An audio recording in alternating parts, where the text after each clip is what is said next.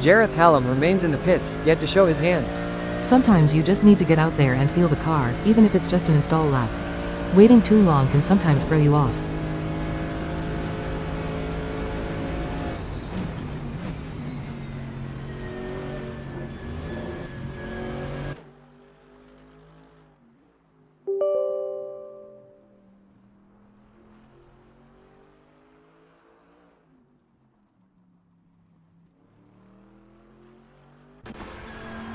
Greg Sabo also hasn't set a lap time yet, as we approach the 28-minute mark.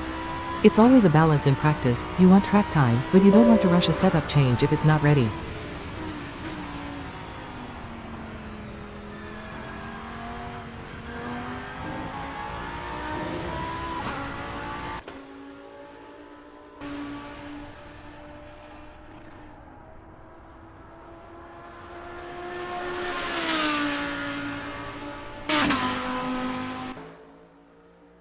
Jareth Hallam still biding his time, the clock now under 27.5 minutes.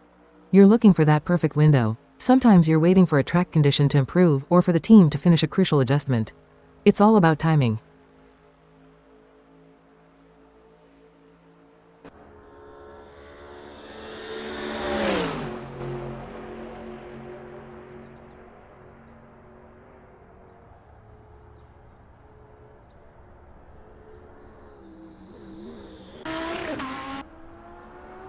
Zeeble still hasn't ventured out for a flying lap. We're down to under 27 minutes. It's always a calculation when to go out. You want clear track, but you also want to get a feel for the car early on. Sometimes it's about waiting for the sun to hit the track just right.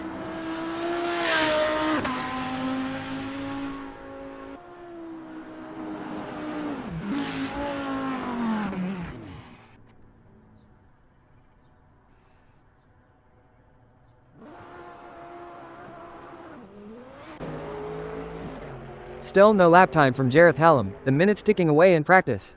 This late in a practice session, you're usually looking for a baseline. Maybe they're running through some systems checks before a proper run.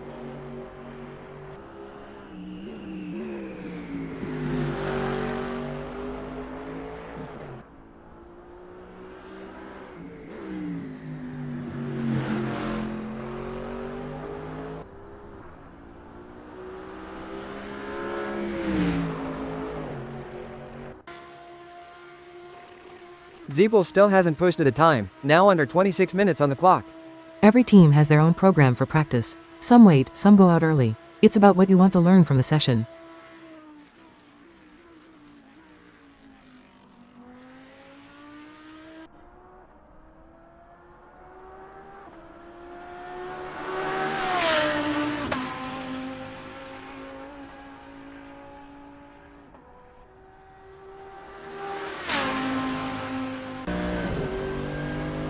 Jareth Hallam still hasn't clocked a lap, the session's steadily moving on. You're almost certainly going to see him out there soon. They'll have a reason for holding back, maybe a last-minute adjustment.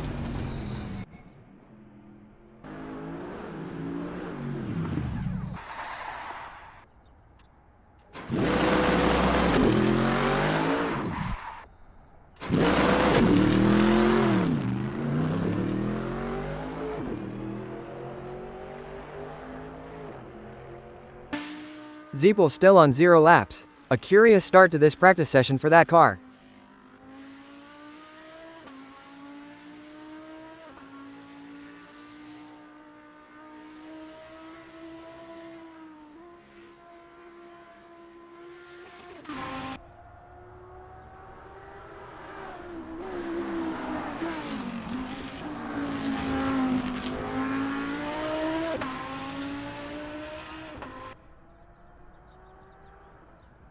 You don't want to leave it too late to get a representative lap in, especially if you're battling for setup.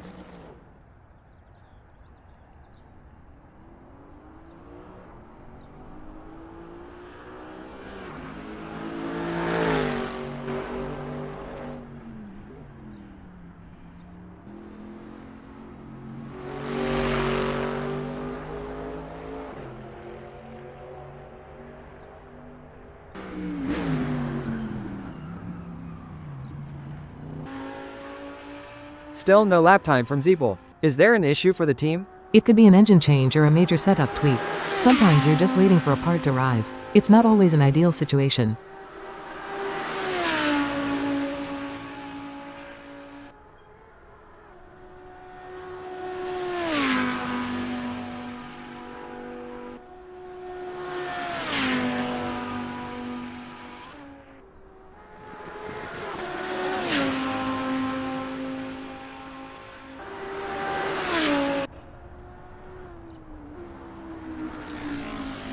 Thomas Kruger Dorado is another driver yet to push the lap time, with just over 23 minutes left.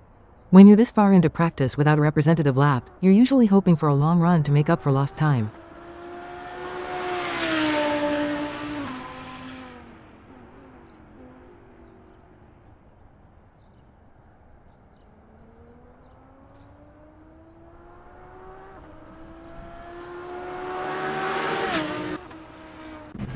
Jareth Hallam still hasn't ventured out for a time lap.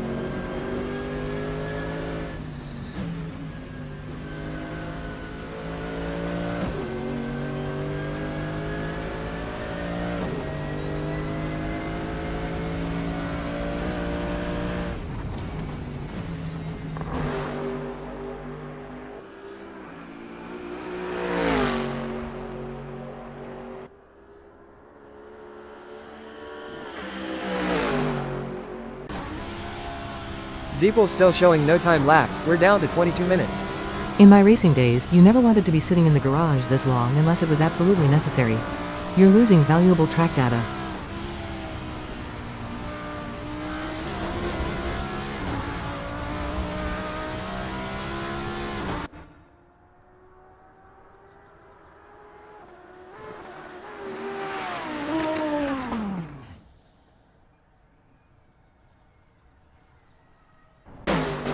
Jareth Hallam's car remains in the garage, no lap time yet. Every minute counts in practice. The later you leave it, the less chance you have to react to the data you collect.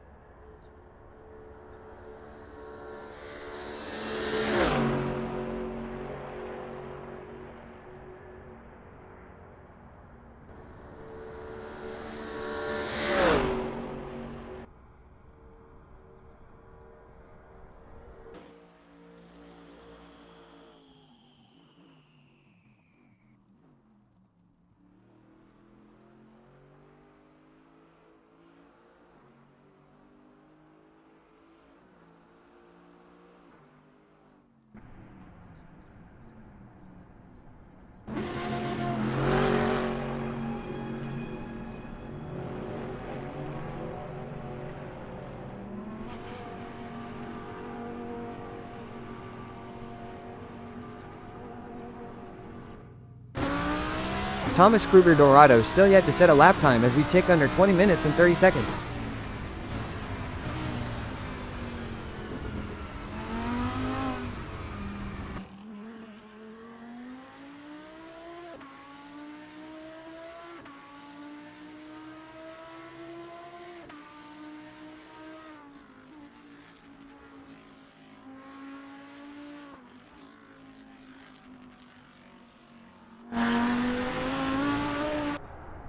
You want to be out there gathering data. If you're not on track, you're not learning.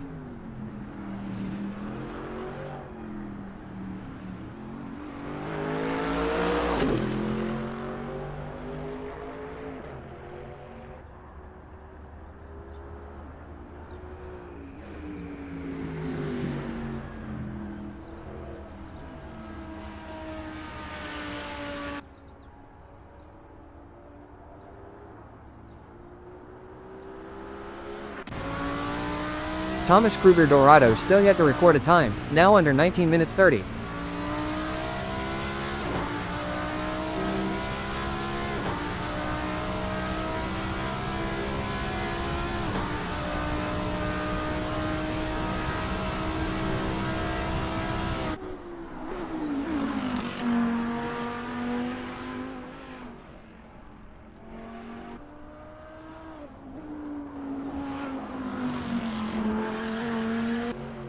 Every minute that ticks by without a time posted is a minute of data lost for the team.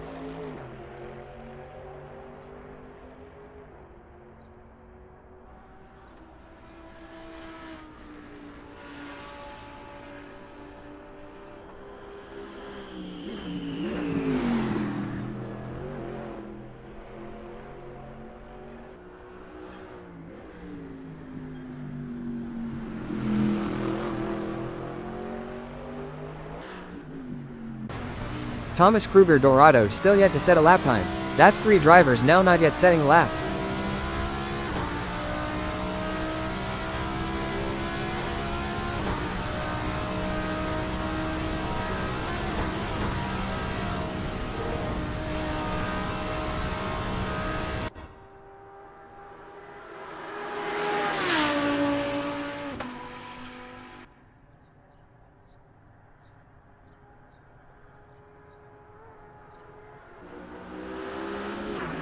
Jareth Hallam's car is still garage bound, no time posted as we dip under 17.5 minutes.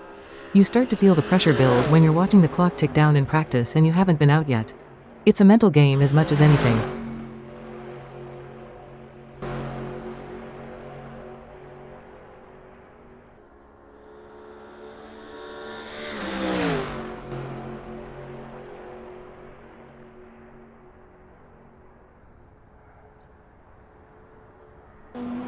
Thomas Kruger Dorado still no time, now under 17 minutes and 10 seconds remaining.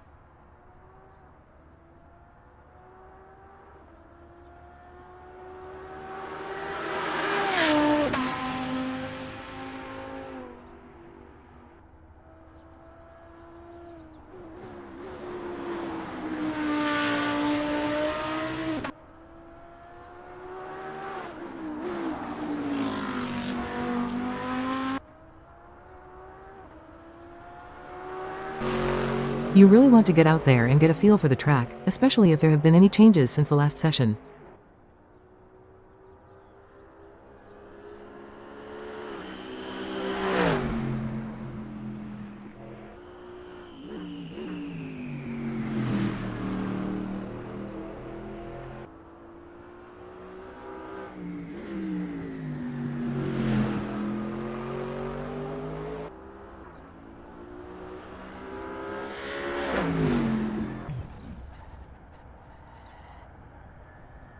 Thomas Kruger Dorado still hasn't registered a lap time, with just under 16 minutes left in practice. You really want to get out there and get a feel for the car before the track changes too much, or you run out of time for adjustments.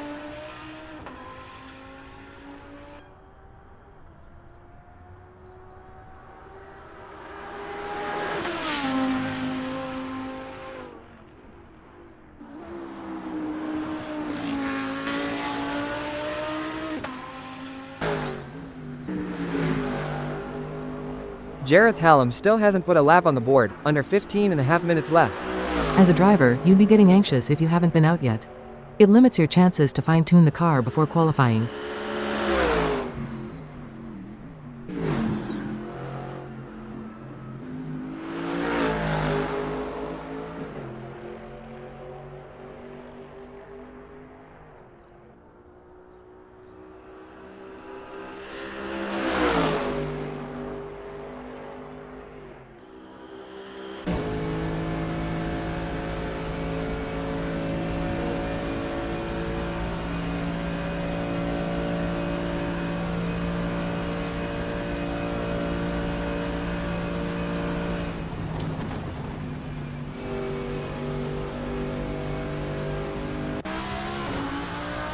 Jamie Price is another name on the list without a timed lap, 14.5 minutes left in practice.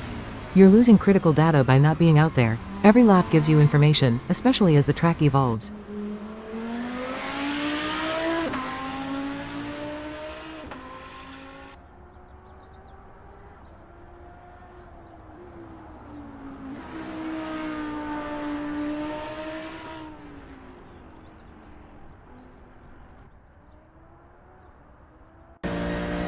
Jareth Hallam's car still in the garage, now under 14 minutes left.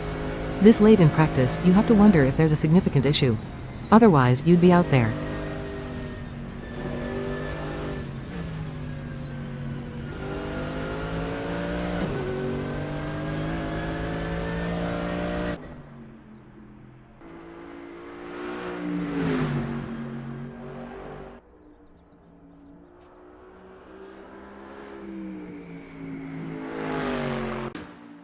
Jamie Price still on 0 laps. The pressure will be on now to get something done.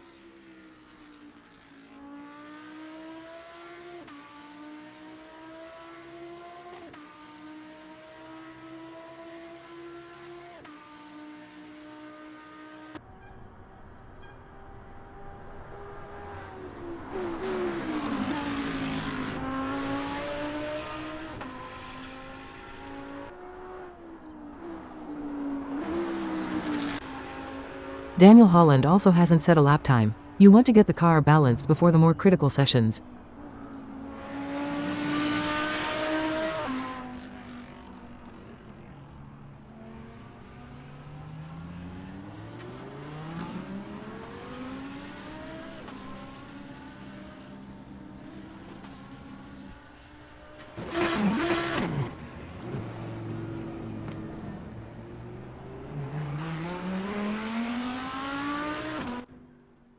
Jareth Hallam's car remains silent in the garage. A very quiet practice session for him so far.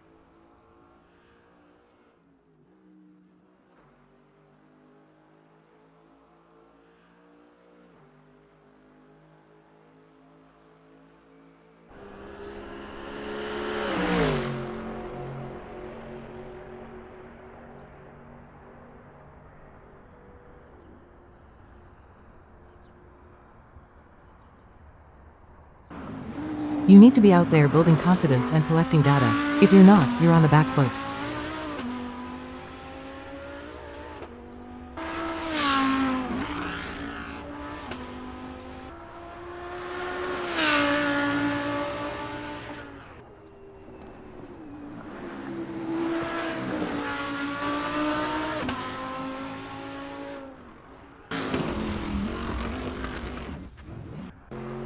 Jareth Hallam, still no time on the board. We're approaching the final 11 minutes.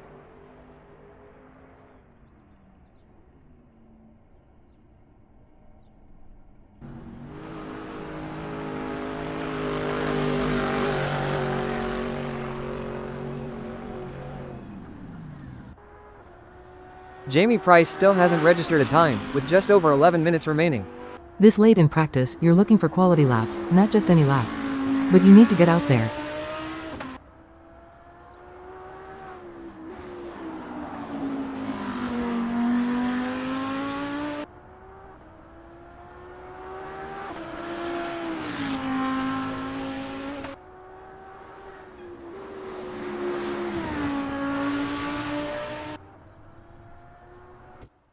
Thomas Kruger Dorado still no time, now under 10.5 minutes left.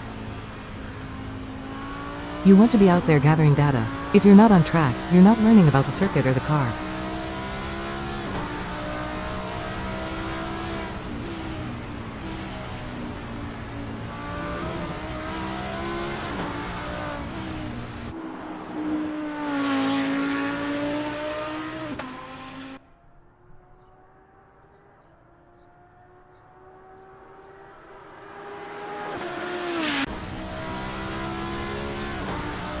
And John Boontock is now added to the list of drivers yet to post a time. Under 10 minutes remain. At this point, you're really pushing to get out there. Even a short run gives you some crucial feedback on the track conditions.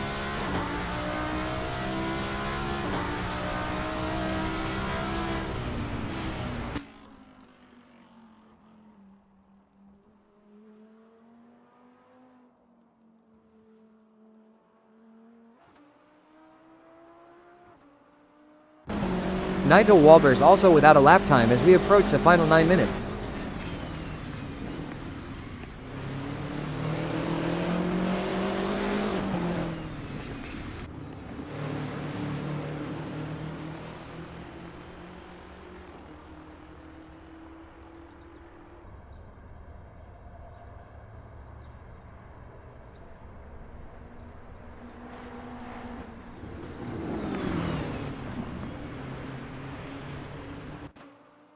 Thomas Kruger Dorado still yet to set a lap time. That's a significant chunk of practice gone now. This has to be frustrating for the team. You're losing valuable setup time and data, which could impact the rest of the weekend.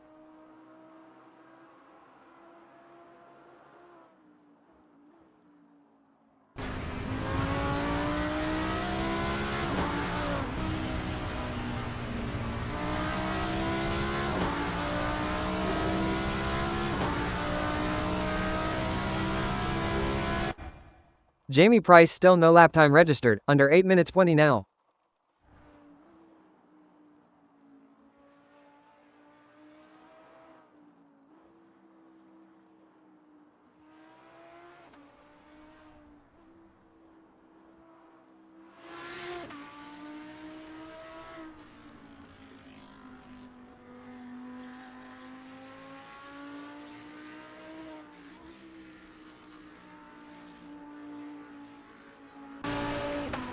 Thomas Kruger Dorado still no time, 7 minutes 46 left on the clock. This indicates a serious issue. You don't hold a car in the garage this long in practice unless something is fundamentally wrong.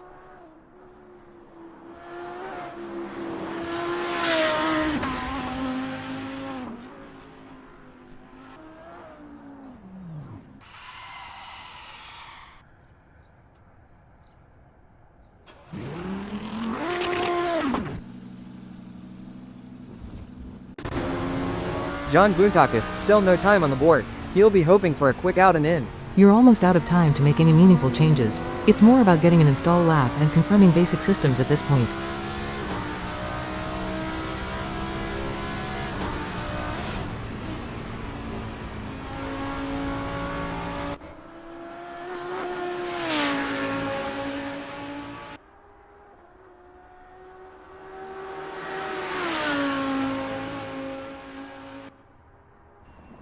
Nigel Walters also yet to feature on the timing screens, 6 minutes 42 remaining.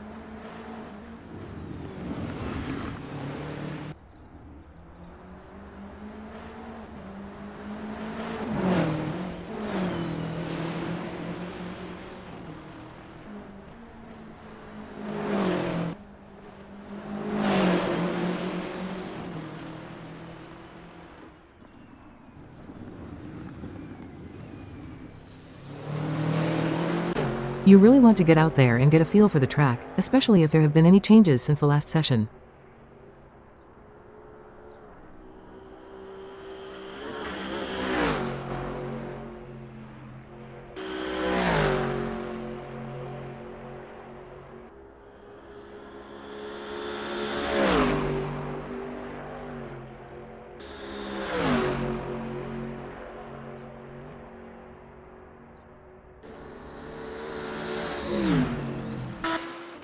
Daniel Holland, still no time on the board. We're well into the final minutes now. Every minute that ticks by without a time posted is a minute of data lost for the team. This will impact the rest of their weekend's planning.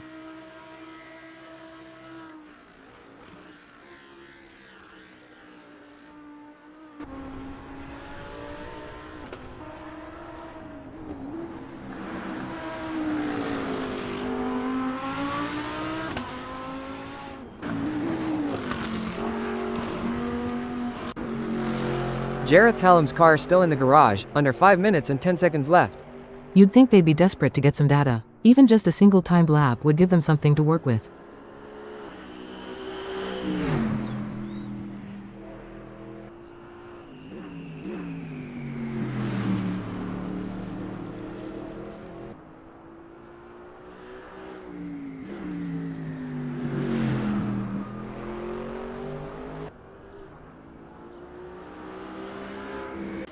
Daniel Holland, still no time on the board. We're well into the final minutes now. You're almost out of time to make any meaningful changes. It's more about getting an install lap and confirming basic systems at this point.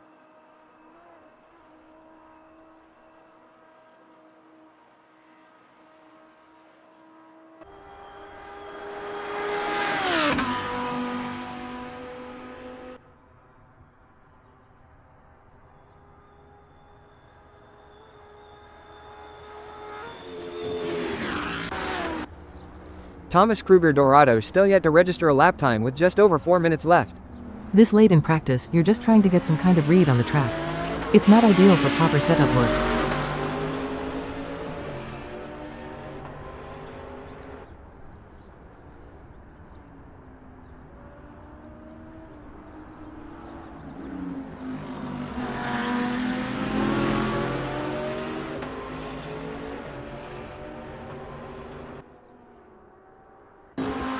Daniel Holland, still no time on the board. The clock is really against him now.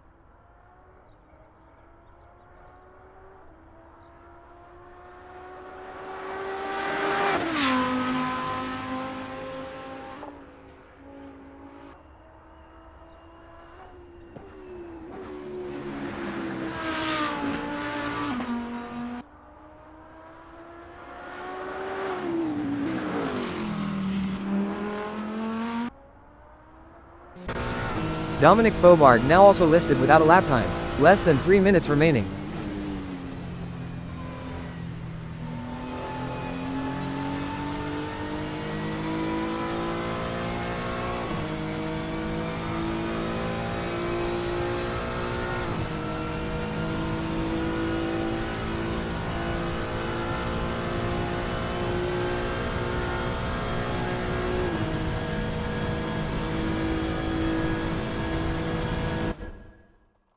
Josh Mitchell also without a lap time as we approach the final 2.5 minutes. At this point, you're just hoping to get a systems check completed. Forget about finding pace, it's about validating the car.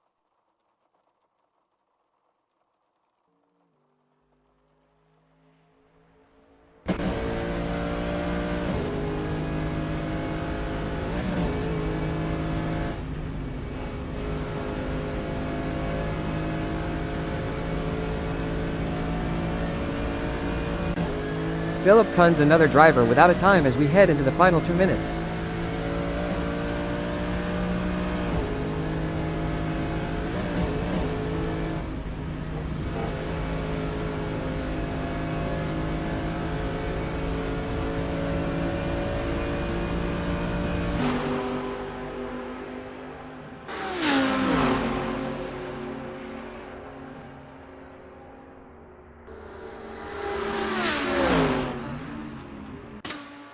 Daniel Holland still no lap time, just over 80 seconds left in practice.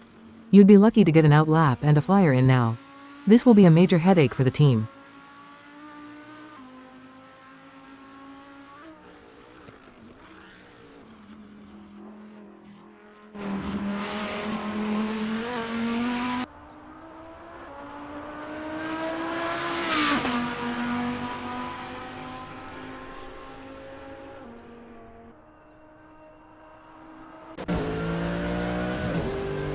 Josh Mitchell still hasn't registered a time, with less than 50 seconds left on the clock. At this point, you're just looking for an install lap. A proper timed run is simply not possible.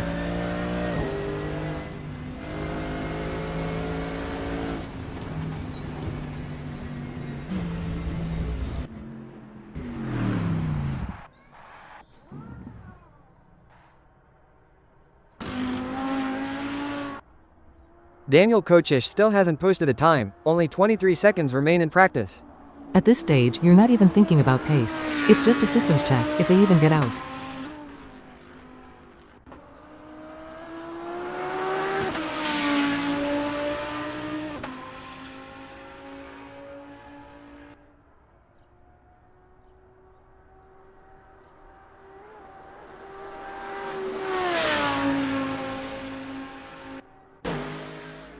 Philip Kuntz is on their practice out lap, warming up the tires.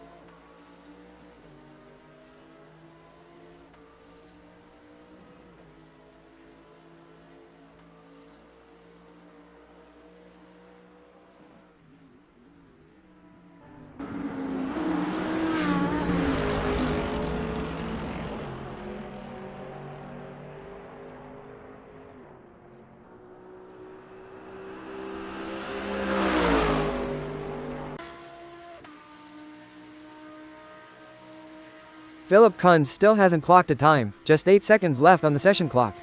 There's absolutely no chance of a representative lap now. They'll just be trying to get an install run, if anything.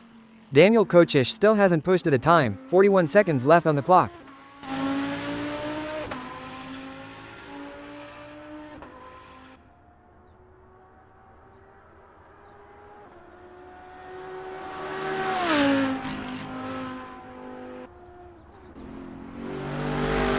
Philip Kunz still hasn't registered a time, just 1 minute 13 seconds left in this practice session. You're almost certainly just going for an install lap at this point. There's no time to do any real setup work.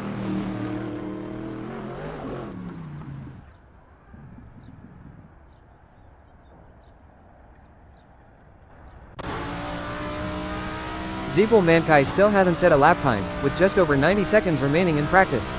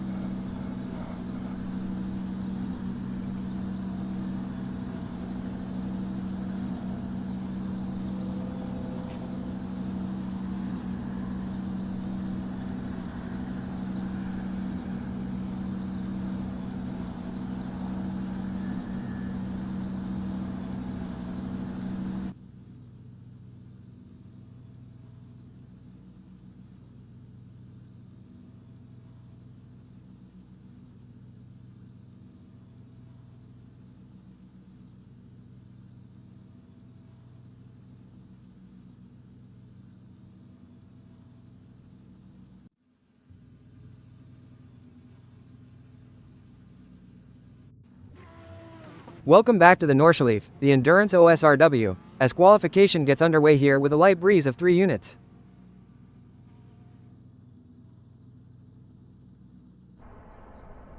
Qualification is well and truly underway here, still plenty of time on the clock with just under 59 minutes, Daniel Holland yet to set a time.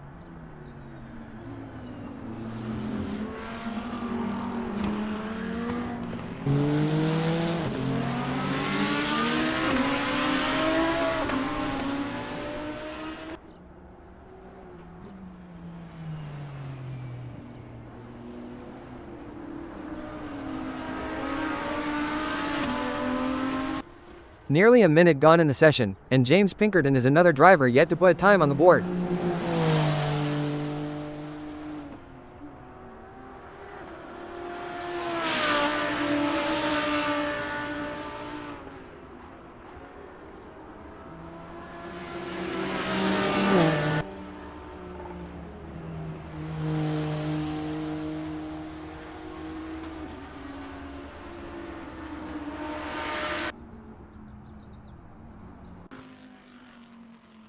Daniel Kochish is also out there, but like a few others, still waiting to see his name appear on the leaderboard with a time.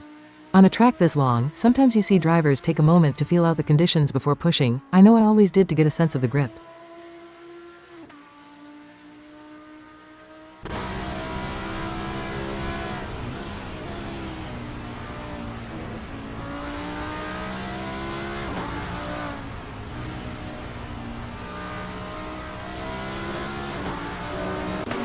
Jamie Price yet to register a time as we tick past the minute-and-a-half mark in this qualifying session.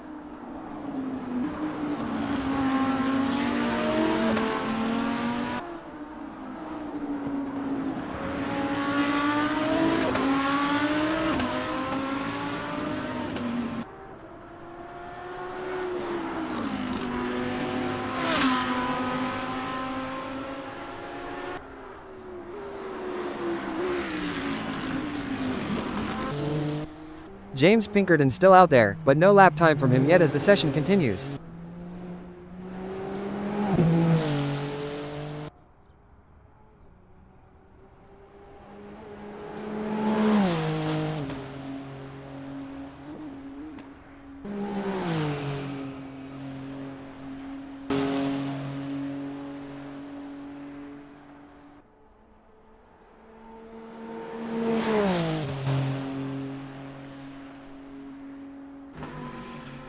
And Zeeple Mankai is another name we're still waiting to see on the timing screens, with just over 57 minutes remaining. It's Nordschleife, so these first few laps are often about finding a rhythm, especially if you're planning a multi-lap run on a single set of tires.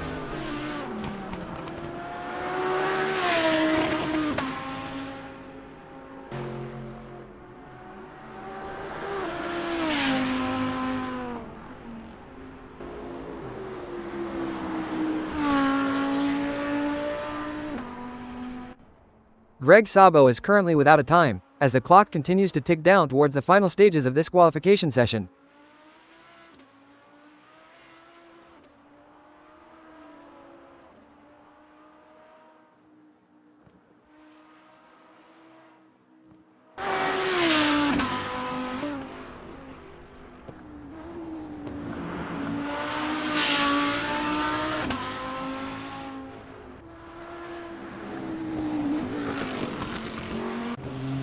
Still no time from James Pinkerton as we approach the 55-minute mark remaining in qualifying. Sometimes you just need to cycle back to the pits, make a quick adjustment, then head back out for a fresh attempt at a flying lap.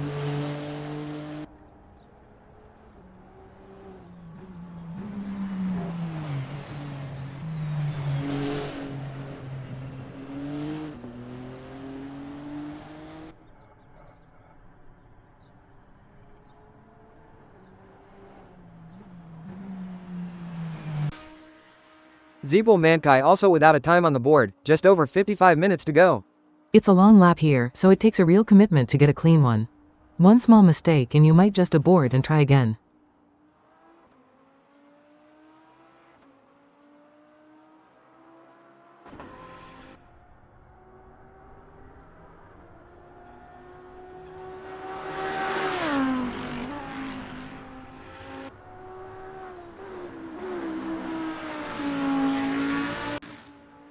Jamie Price still to set a qualifying time as we close in on the quarter-hour mark of the session.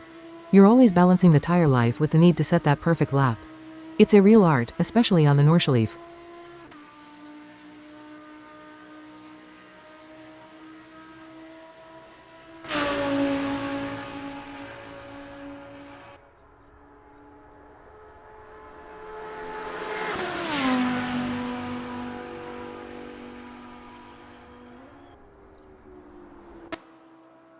Daniel Kochish hasn't posted a time yet either, 54 minutes left on the clock.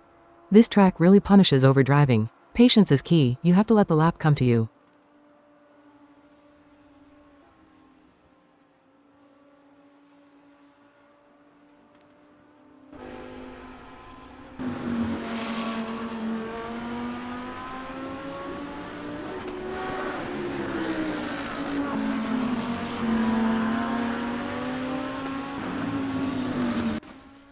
John Boontakis is another one we're tracking, yet to see a time appear next to his name. Sometimes drivers will focus on finding track limits in the first few laps, really pushing the boundaries to see what the car can do without risking the whole session.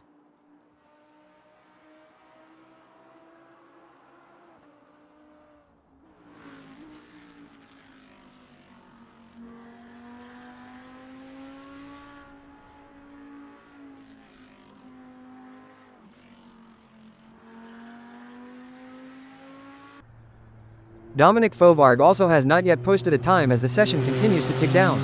It's always a gamble on the Nordschleife. Do you go for an early banker lap, or wait for the track to rubber in?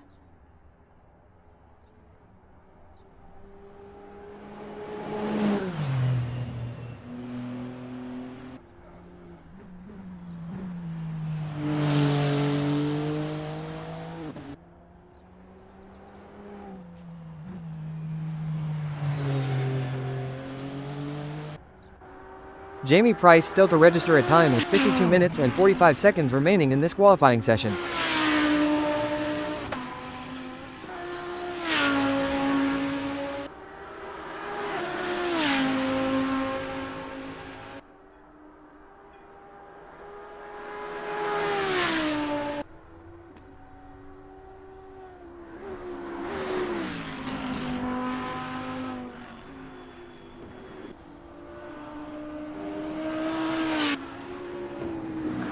Elliot Norton is another driver we're keeping an eye on, still no time from him. It's about finding that sweet spot, getting the tires up to temperature without overworking them on the out lap, and then delivering in that first sector.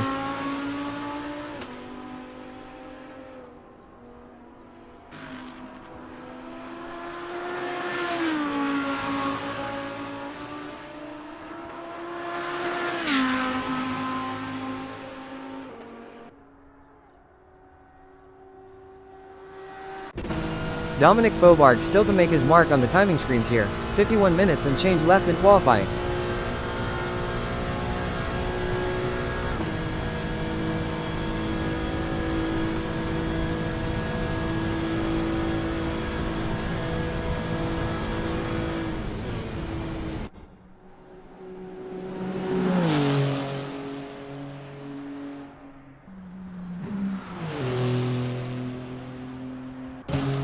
James Pinkerton remains without a lap time as the clock shows just over 51 minutes left to run.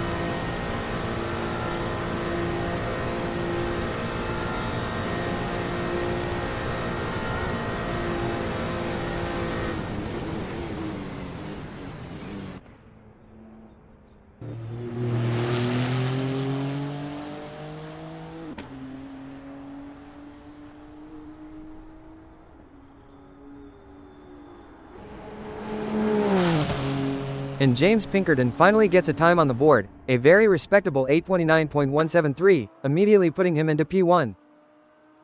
Jamie Price still to set a time, despite James Pinkerton now being on the board.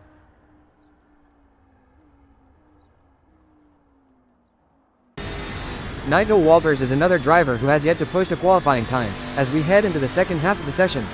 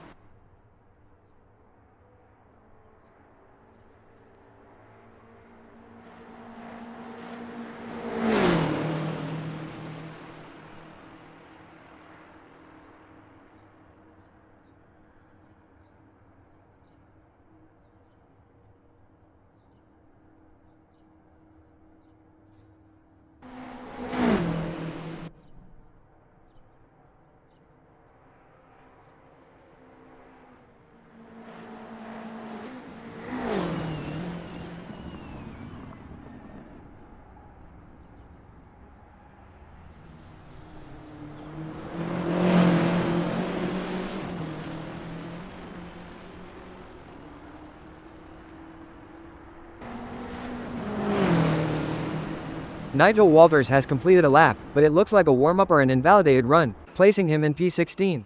That's what happens on the Nordschleife sometimes. You can make a small mistake or run wide, and the lap is immediately scrubbed.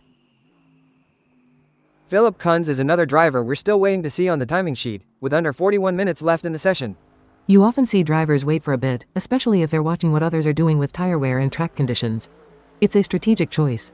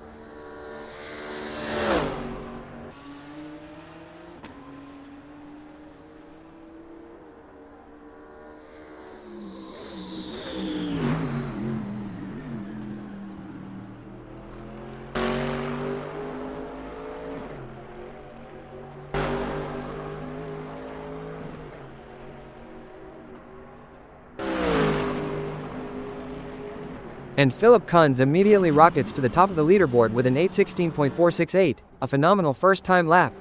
That's how you do it. A very confident lap, pushing from the off. It shows he's found that sweet spot quickly. That's a strong marker. James Pinkerton is on a flyer here, 1.43 seconds up on his personal best, looking to improve on his P4. He's really found some pace. You can tell he's pushing the car hard. It's all about carrying that momentum through the fast sections and nailing the tricky corners.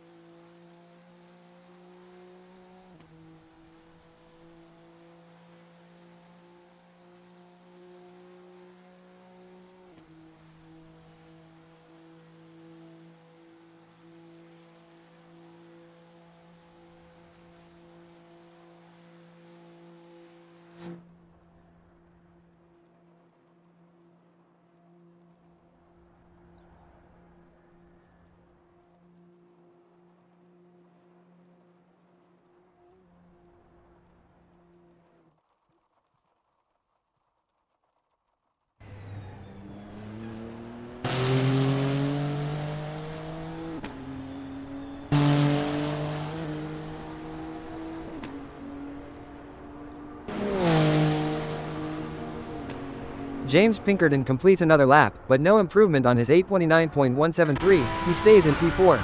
Sometimes you just can't string it all together. It's a huge lap, and one small error can scrub the time. Still, the pace is there.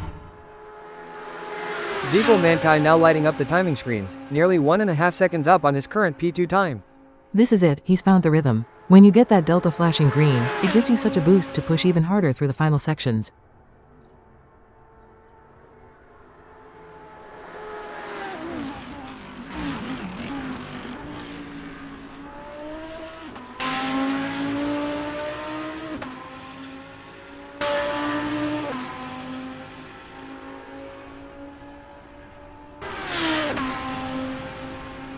Ziegel Mankai does improve his time, an 8:17.044, still P2, but closing in on Kunz. John Boontakis is absolutely flying out there, almost 2 seconds up on his personal best, looking to jump up from P8. He's really putting it all on the line. At this point in qualifying, every tenth matters, and he's clearly found some pace where others might be struggling.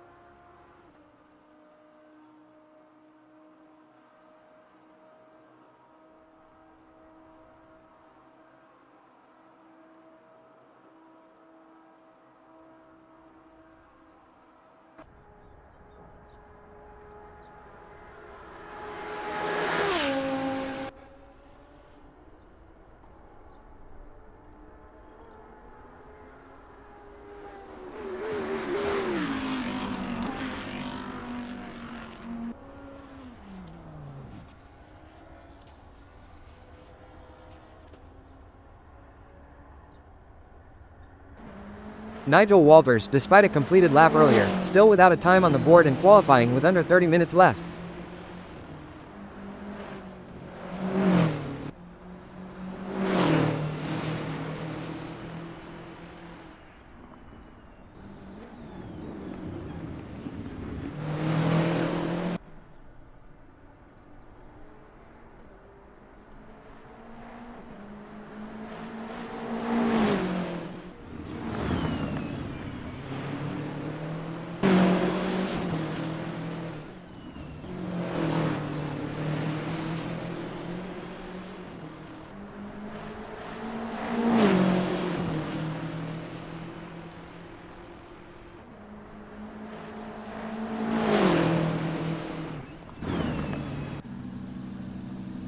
Nigel Walters has completed a lap, but it's another non-time, keeping him at the back of the pack. Maximilian Turbin yet to set a time, as the session nears its final half hour.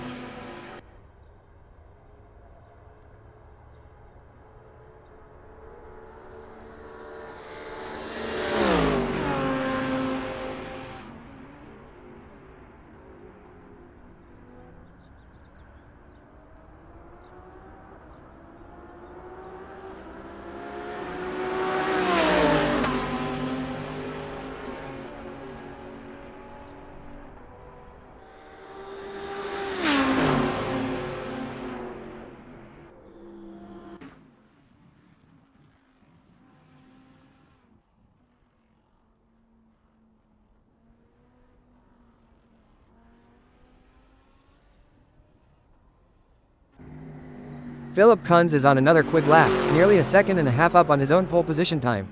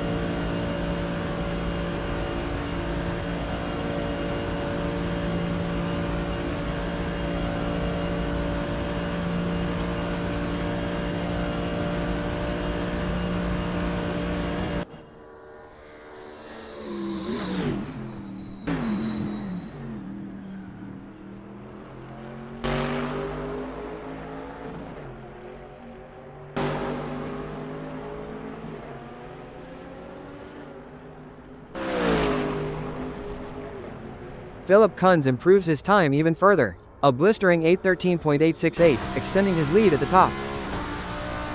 And what a lap this is from Ville Pergolais, a massive 14 seconds up on his current time. He's found some incredible pace.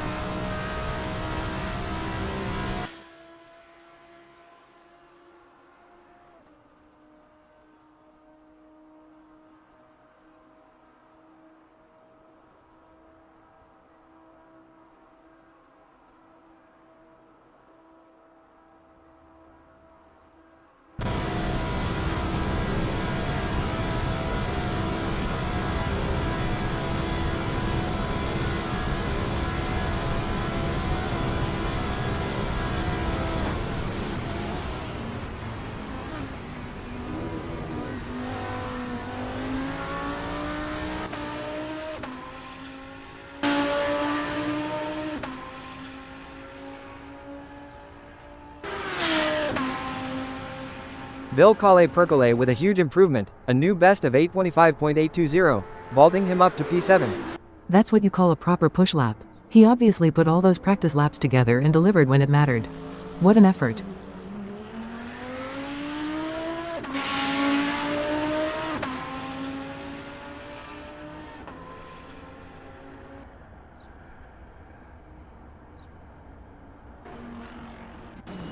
David Constable Barry still hasn't posted a time with less than 20 minutes left in the session. Nigel Walters still struggling to get a valid lap on the board as we near the final 19 minutes. It's incredibly frustrating when that happens. You know you have the pace, but just can't string it together for a clean lap. It's mentally tough.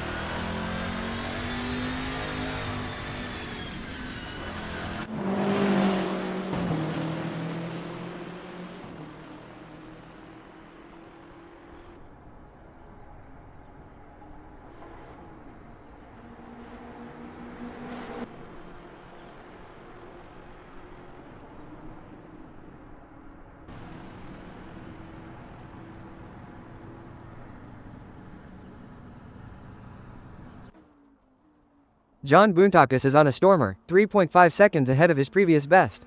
This is it, he's found that extra gear. When you're this far up, you just have to focus on bringing it home, no mistakes.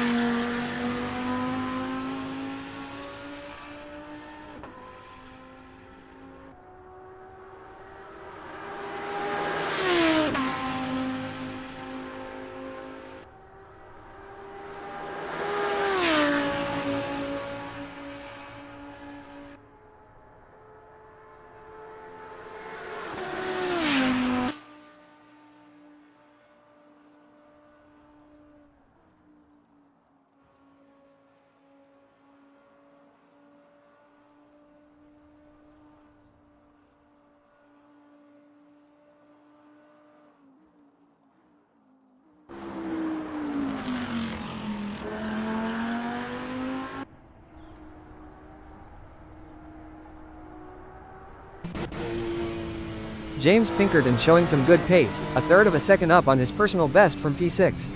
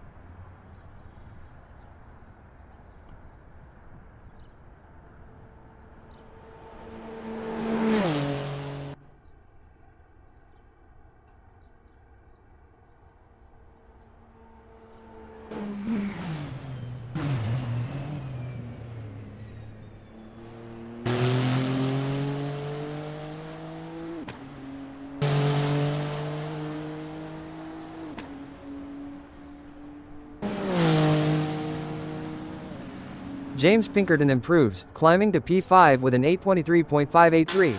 That's a solid lap. It's tough to find those extra tenths in the closing stages, but he's done it. Every position gained on the grid is crucial for the race. John Boontakis on another fantastic lap, over 3.5 seconds up on his best time.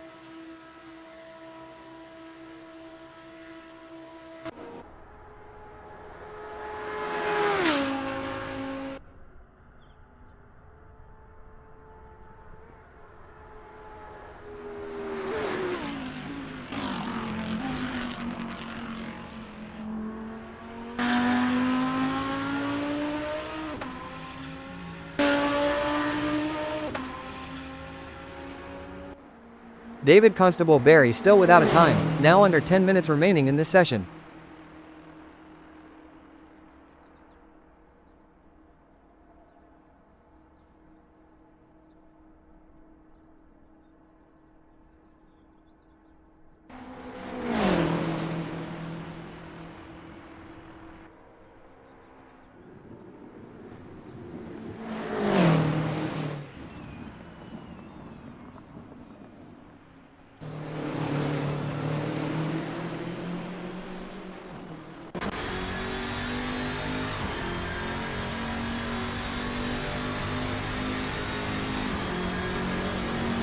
David Constable Barry finally on the board, an 8:42.157 putting him into P14. It's good to get a banker lap in, even if it's not ideal. At least he's got something now, and can push harder if he gets another chance. Rich Snape has yet to show on the timing screens, with just over 9 minutes remaining. Every second counts now. If he wants a spot on the grid, he needs to get a clean lap in very, very soon.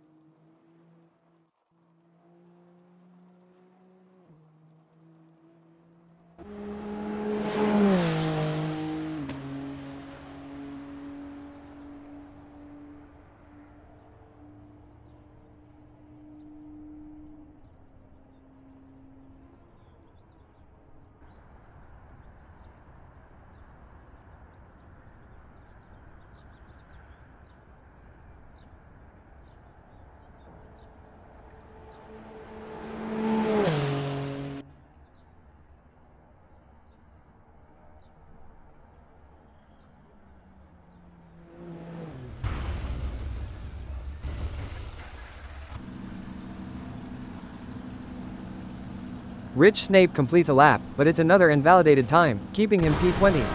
That's got to be frustrating. You push so hard, and then one small mistake means it doesn't count. The Nordschleife is relentless like that. Daniel Kochish is showing incredible pace, more than 2 seconds up on his current time.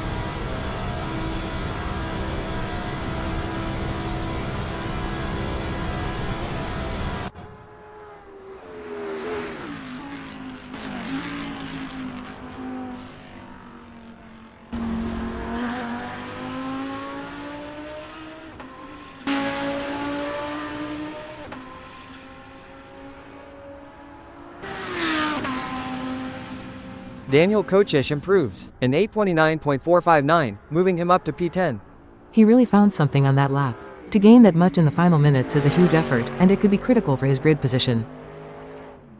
Maximilian Turbin still without a time on the board, less than 6 minutes left.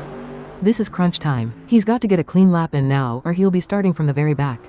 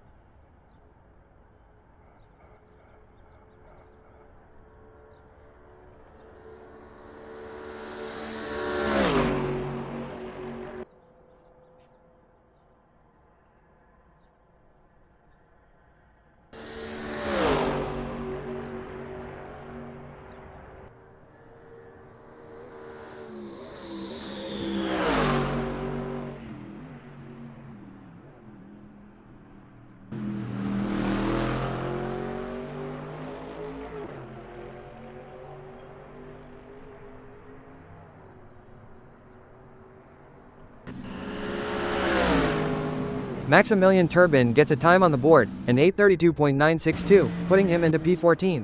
He managed to pull it off under pressure. That's a solid lap to get him qualified, especially given the time crunch. James Pinkerton on a big one, over a second and a quarter up on his personal best with just minutes to go.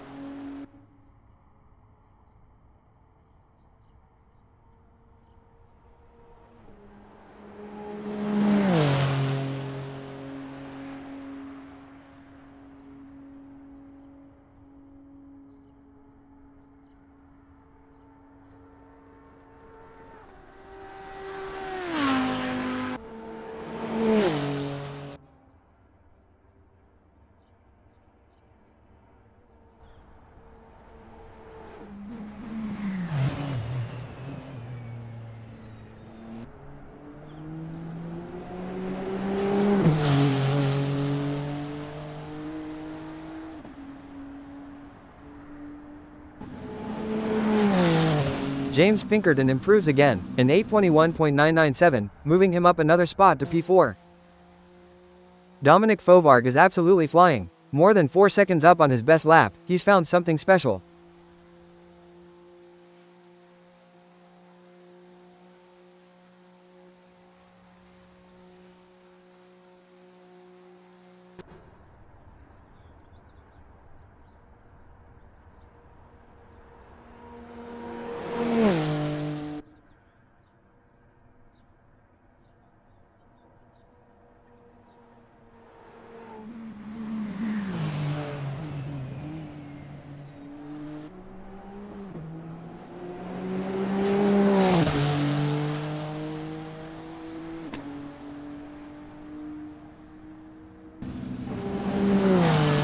Dominic Fovarg with a massive jump. He's now P4 with an 8:19.639. Josh Mitchell still without a time on the board as the clock ticks down into the final minute and a half.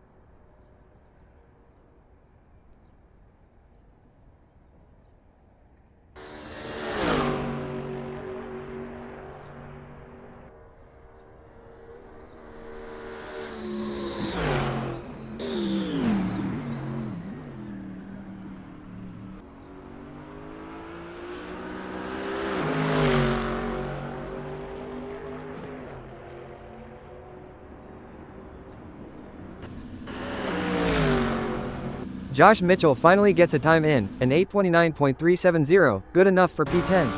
Cutting it fine, but he got it done. That's a huge relief, especially on a track like this where a mistake can cost you everything. Daniel Kocic on another phenomenal lap, over 2 seconds quicker than his current best. He's really digging deep here. These last-ditch efforts often produce some of the most exciting times in qualifying.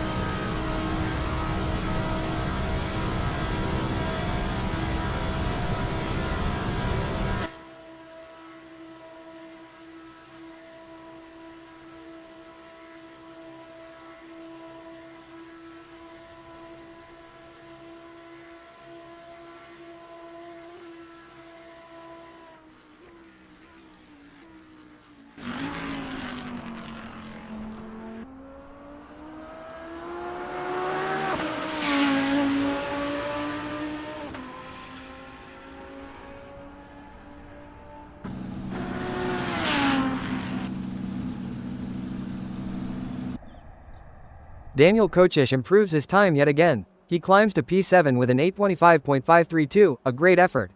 That's a huge jump forward. Getting a lap like that in the final minutes of quali, you know the pressure is immense.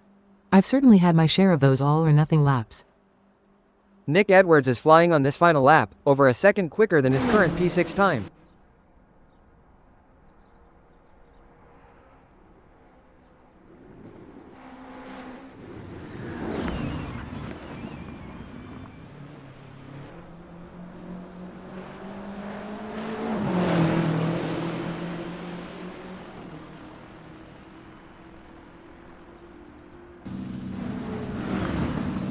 Nick Edwards improves, an 8:21.837, moving him up to P5.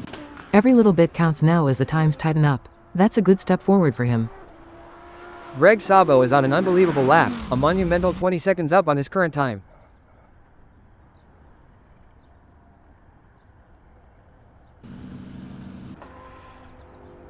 Daniel Kocic has lost significant time on this lap, now over 10 seconds down on his personal best.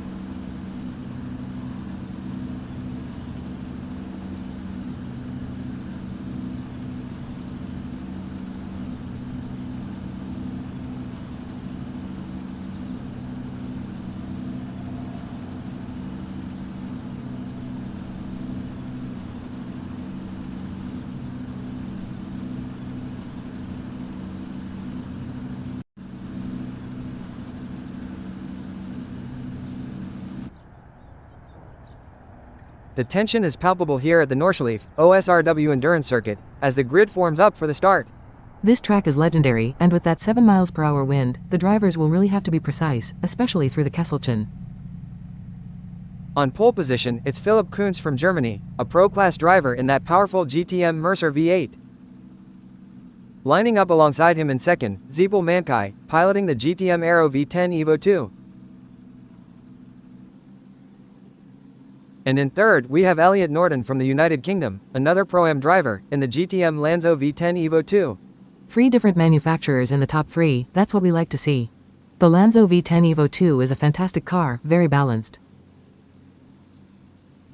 Dominic Faux Varg, also from the UK, starts from P4 in the GTM Acuro V6 Evo 2. The Acuro V6 Evo 2 is a nimble car, and starting P4 with a Pro-Am driver shows they've got some real pace in qualifying. This class is incredibly competitive. Further back on the grid, James Pinkerton, another UK driver, starts from P6 in his GTM Acuro V6 Evo 2. 2 Acuros in the top 6, they must have found something in the setup. I always found those V6s to be surprisingly quick on the twisty bits. And in P8 we have Ville-Kalle Perkela from Finland, the first M-Class driver we've seen so far on the grid, in his GTM Aero V10 Evo 2. Thomas Kruger Dorado from the UK starts P9 in his GTM Aero V10 Evo 2. Another Aero on the grid, they certainly dominate the top 10 here. Consistency is key on a track like this. Rounding out the top 10, Jareth Hallam from the United Kingdom, in the GTM Mercer V8. He's got a big engine under the bonnet there. On a track like Nordschleife, you need a good balance between power and handling. He'll be looking to make up places quickly. Just outside the top 10, Josh Mitchell from Italy, in P11, driving a GTM Mercer V8. An AM driver starting P11 is quite impressive, especially in a Mercer.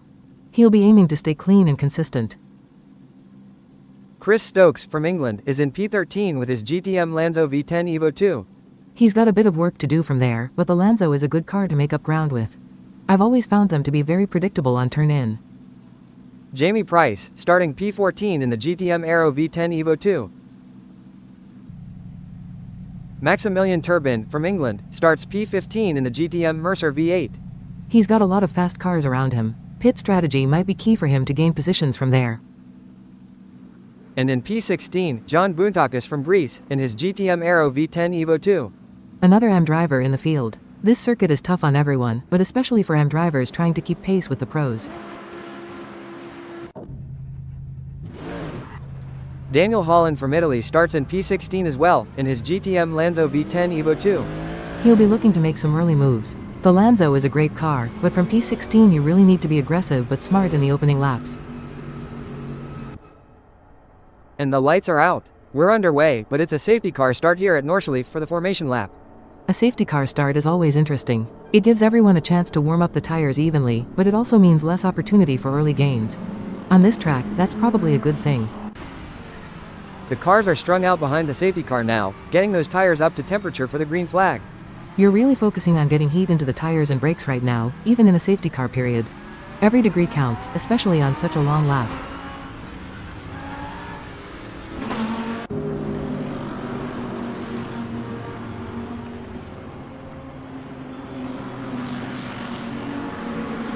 They're navigating the track carefully, getting a feel for the conditions one last time before the race proper begins. You're also looking for any last-minute debris on the track, checking your mirrors, just getting into the rhythm. It's a mental game as much as a physical one.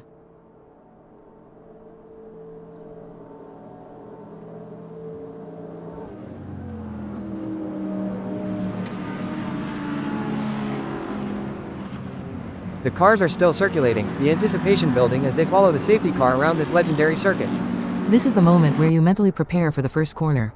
You're visualizing your braking points, your turn-in, and where you might make a move. Everyone will be eager to see when that safety car pulls in and we get a proper green flag start. You're also keeping an eye on the other cars, how they're warming up their tires. It can give you a subtle hint about their strategy or grip levels.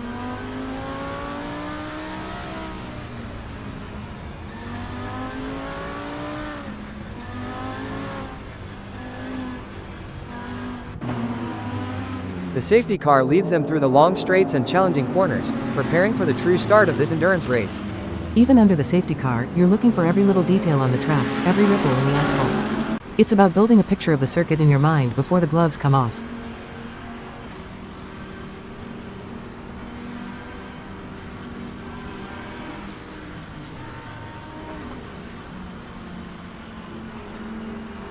Just a few more moments until we're green. The field looks well ordered behind the safety car.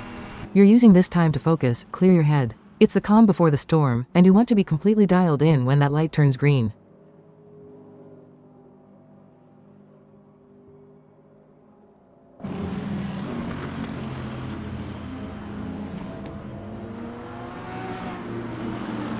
The safety car is still out front, controlling the pace as the drivers complete their final reconnaissance lap.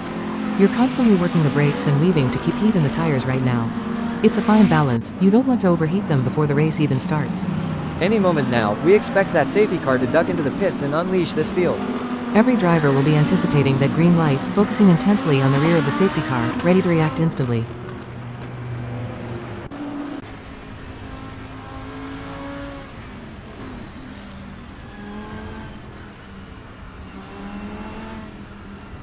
The field is tightly packed now, a long snake of race cars preparing to sprint. You can practically feel the tension in the air, even through the screen. Everyone is primed for the launch.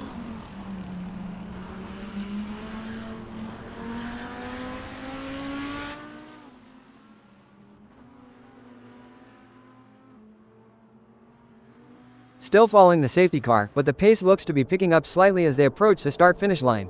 This is where you start to get a feel for the launch. You're testing the clutch, feeling the throttle response, getting ready to put the power down.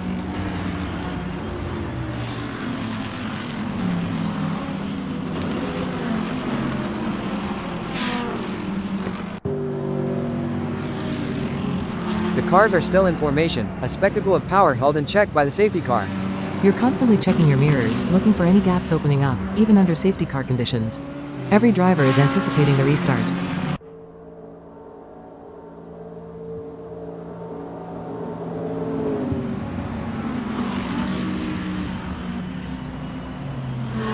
And there's the safety car, it's heading for the pits. Here we go, green flag coming.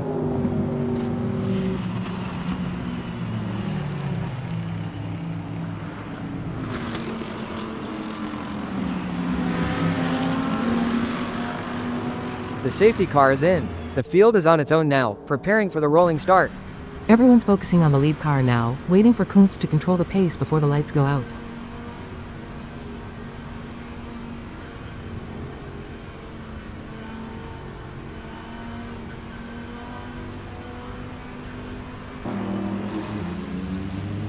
Kuntz is leading the pack now, controlling the speed, ready to unleash the power of that Mercer. This is where the leader dictates the race. You're trying to keep the field tight, but also trying to get a jump on the guys behind you.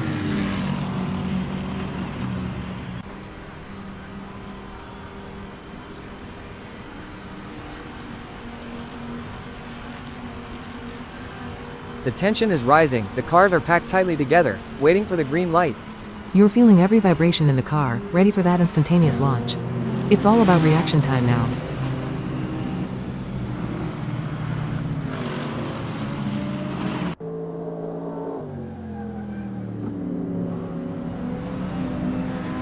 And the green flags are out. We are racing at Nordschleife.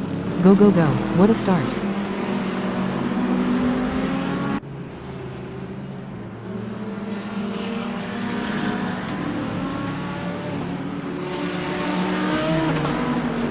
The field surges forward, Kuntz getting a good jump, but Mankai is right there on his bumper. Everyone's fighting for track position into the first few corners. It's incredibly tight.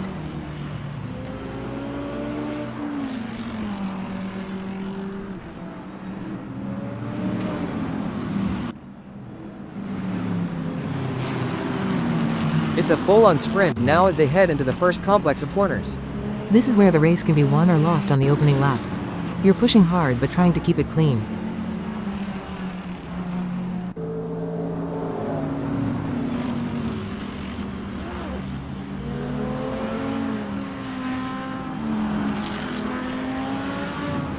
Kuntz holds the lead into the first major braking zone, but Mankai is right on his gearbox, looking for an opening. This first lap is critical. You're trying to gain positions without taking unnecessary risks. It's a delicate balance of aggression and caution.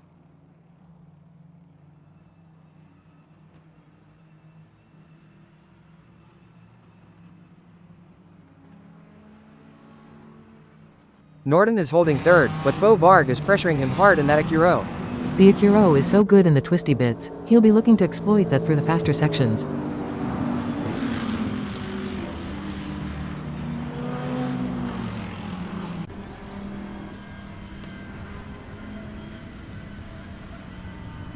Through the Hatzenbach section they go, the cars looking incredibly stable at high speed.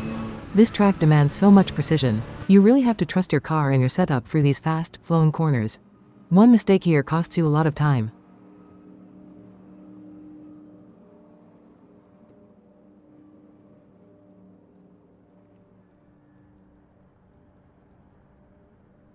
It's still Kuntz leading, Mankai second, Norden in third as they navigate the long, challenging Nordschleife. They're really settling into a rhythm now, but the challenge of this track means there's no room for error, even on the opening lap.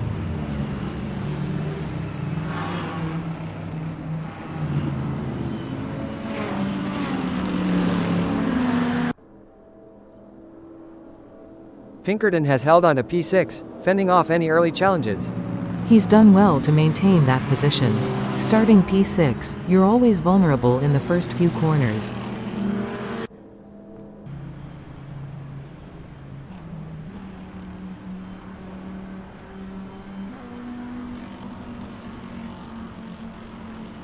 Further back, Mitchell and Stokes are battling hard for P11 and P12. That's a classic Mercer versus Lanzo battle right there. Two very different cars but both capable of great pace.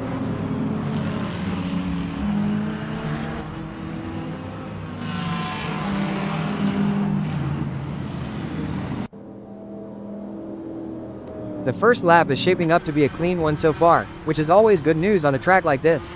Everyone's found their rhythm and their pace. It's about conserving tires and fuel from here, but also maintaining aggression.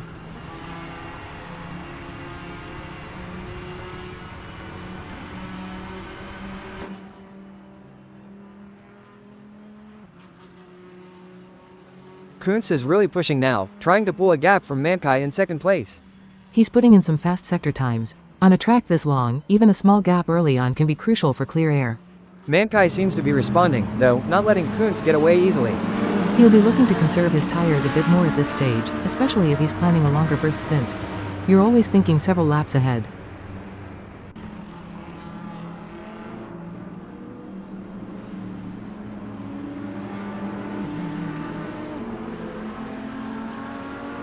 The field is now spread out a little more as they get deeper into this opening lap. Everyone's found their pace. Now it's about consistency and hitting those apexes perfectly, lap after lap.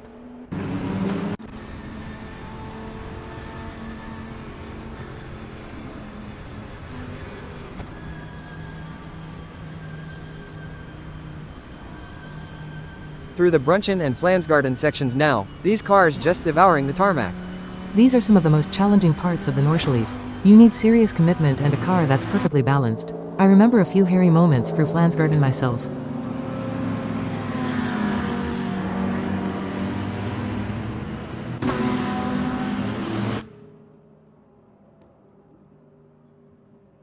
Kuntz comes across the line to complete the first racing lap, still leading.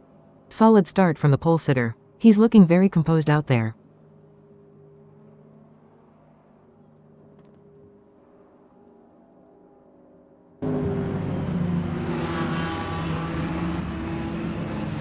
Mankai crosses the line in second, just a few tenths behind Kuntz. He's keeping the pressure on. This battle for the lead could be a long one.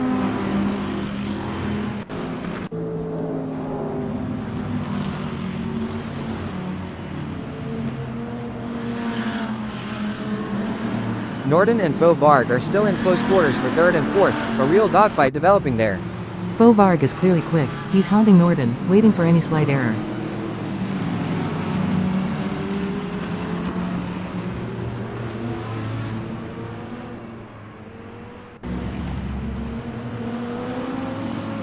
Further back, Kruger Dorado is looking racy in P9, trying to close in on Perkella in P8. He'll be looking for a way past. It's an important battle for top 10 positions, every point counts.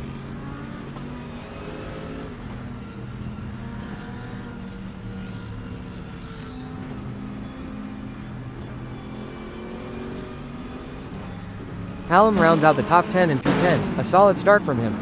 He's holding his own amongst some quick cars. Consistency will be key for him from here.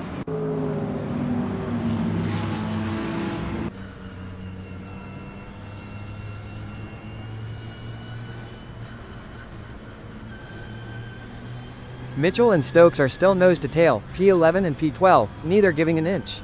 That's great racing to watch. They're both pushing hard, but staying respectful. That's how you race on the Nordschleife.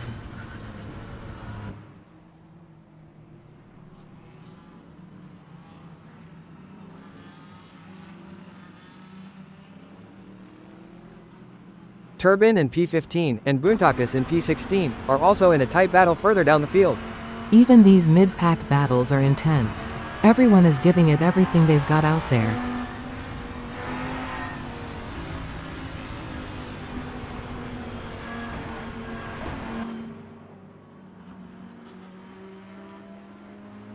And it looks like Daniel Holland is also holding P16 with Buntakis. Incredible. 2 cars side by side on the Nordschleife for so long is brave. They're both going to need to be careful.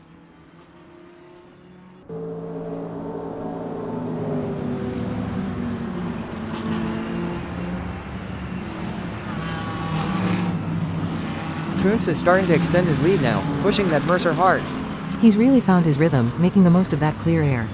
This is where a pro driver shines, just putting in perfect lap after perfect lap.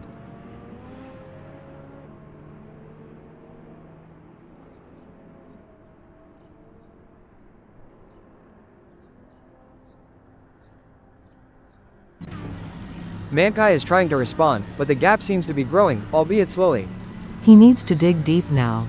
If he lets Kuntz get too far ahead, it becomes very difficult to reel him back in.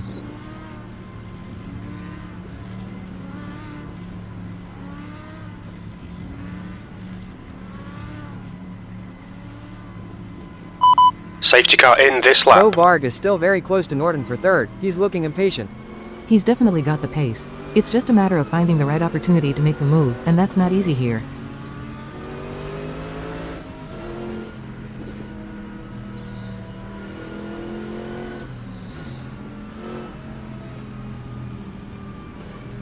Through the carousel now, a truly iconic corner here at Nordschleife. That's such a unique section. You feel the G-forces pulling you down into the banking. It's a physical challenge to keep your head up and eyes on the exit.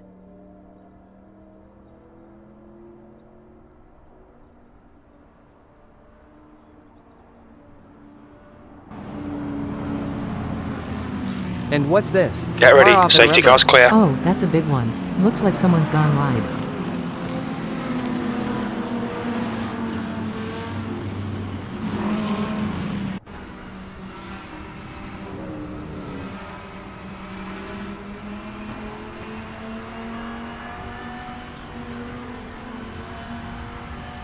Green, green, green, let's Yellow go. flags are immediately out in that sector.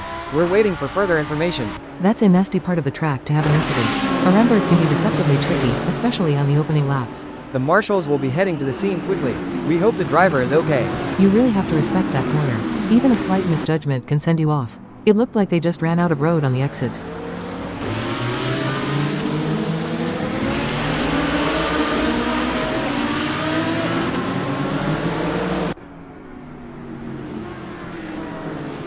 And what an electrifying start it was, setting the stage for all the action we're witnessing out there.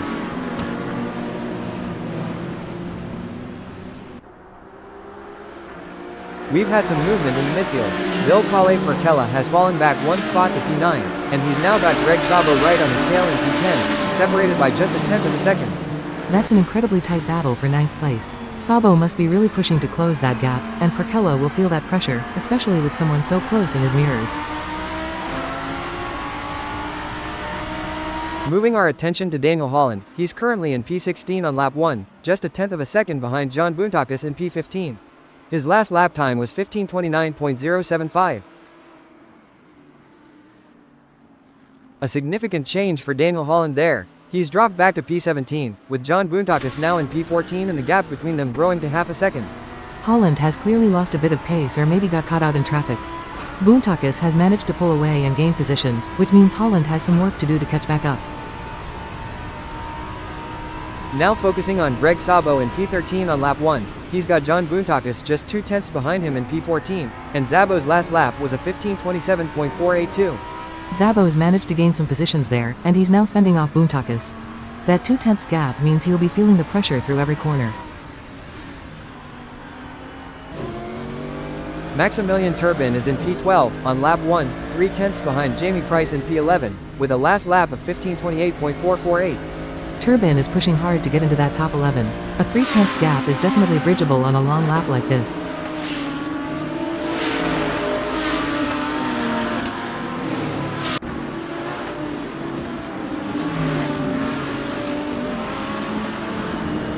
Turbin remains in P12, but the gap to Jamie Price in P11 has slightly increased to 4/10 of a second now. It looks like Price has just found a little bit more pace there, maybe getting into a rhythm or hitting a perfect sector. Turbin will need to respond to prevent that gap from opening further. Elliot Norton is holding P3 on lap 1, 3/10 behind Zebul Mankai in second, after a last lap of 15:23.799.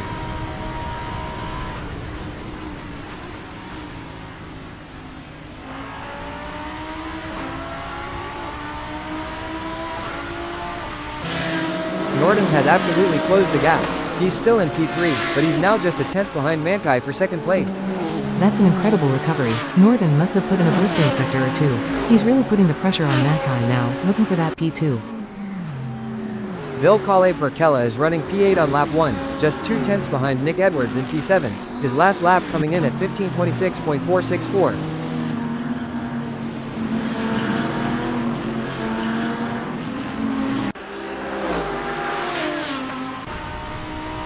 Elliot Norton is still battling for P3, now 3/10 behind Zebul Mankai in second, trying to close that gap back down.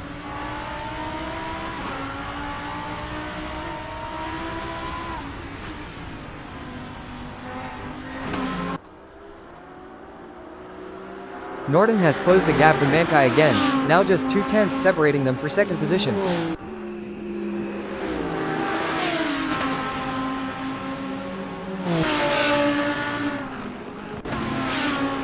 Maximilian Turbin is holding P12, a mere 3/10 behind Jamie Price in P11, as he completed his last lap in 15:28.448.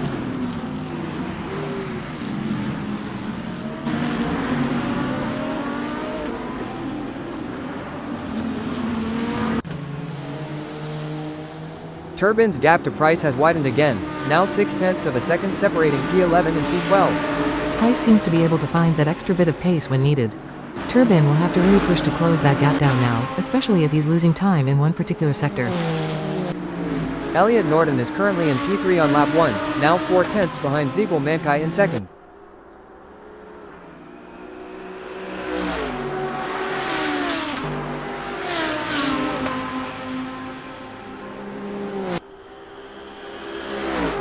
Norton remains P3, but the gap to Mankai in P2 is holding steady at 4/10. He's not losing ground, but not gaining either. It suggests both drivers are finding similar pace right now. Mankai is doing a good job of defending and maintaining that rhythm, not allowing Norton to get any closer. John Boontakis has fallen back to P20 on lap 1, now 5.5 seconds behind Jareth Hallam in P19, with a last lap time of 15:28.950.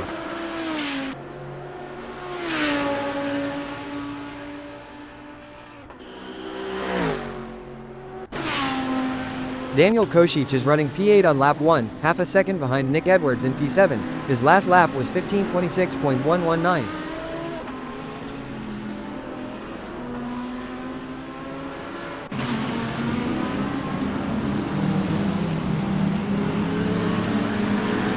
Kosic is still P8, and the gap to Edwards in P7 remains at 5/10 of a second. No change there.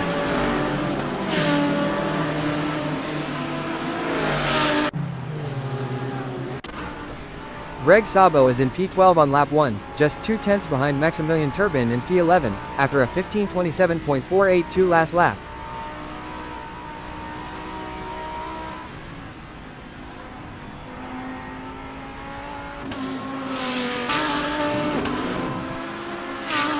Greg Sabo has moved up to P11. However, the gap to Maximilian Turbin, now in P10, has stretched to 6/10 of a second. Szabo's definitely found some pace, or perhaps capitalized on someone else's mistake, to gain that spot. But Turbin is clearly flying. He's not just holding P10, he's pulling away from Szabo. Daniel Holland is in P16 on lap 1, currently trailing Nigel Walters in P15 by half a second, with a last lap time of 15:29.075. Holland will be looking to close that gap. Half a second is certainly manageable, but he'll need to find some extra pace through the next few sectors.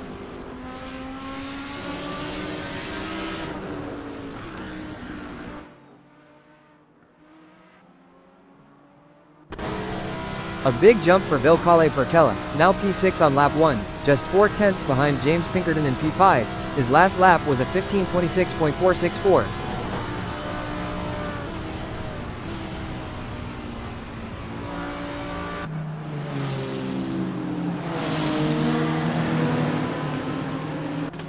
Vilcale Perkela holds P6, and the gap to Pinkerton in P5 remains 4/10.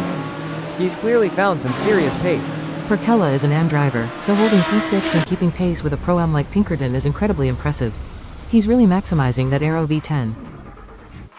Thomas Kruger Dorado is currently in P16 on lap 1, 3/10 clear of Nigel Walters in P17, after a last lap of 15:26.890.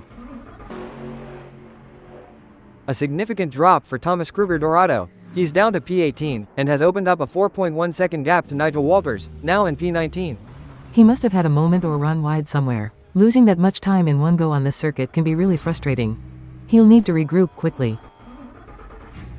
More trouble for Thomas Kruger Dorado. He's now dropped to P20, and the gap to Nigel Walters in P19 has extended to Yellow 5.3 flag, safety seconds. car's out. He's clearly struggling out there. Losing that much time means either a significant error or perhaps an issue with the car. He needs to find some consistency. And we have a safety car. A big incident has triggered it. That's certainly going to bunch the field up again. We'll have to see what happened out there, but a big incident means serious caution is needed.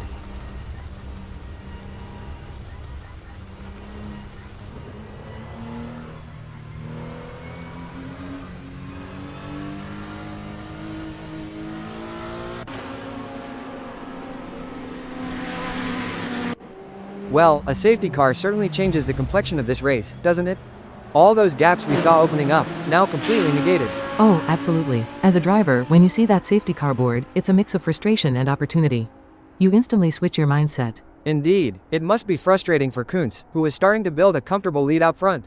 You're immediately thinking about tire temperatures, fuel, and who's around you. I remember races where a safety car totally flipped the pit strategy on its head. We saw some fantastic battles before this though, especially Norton and Mankai for second, and that tight pack in the midfield too. For the drivers who've had a moment or are struggling, it's a lifeline. It brings them back into contention. For the leaders, it's about staying calm and not losing focus. Do you think some drivers will be using this lull to rethink their strategy, perhaps when they'll pit? Yes, totally. Some will be considering an early stop to get clear track, others will stick to their plan hoping for a short safety car period. It's a gamble you have to make instantly. Absolutely, this Nordschleife is relentless, and any moment of reset can be crucial in an endurance event. This track is so demanding, and a safety car allows for a brief mental reset before the next phase of intense concentration. It's a chance to regroup and prepare for the restart. I wonder how quickly they'll be able to clear this incident and get us back to green flag racing. The main priority now is safely clearing the track. Then it's all about how the leader manages the restart. That's a whole new challenge in itself, trying to catch everyone out.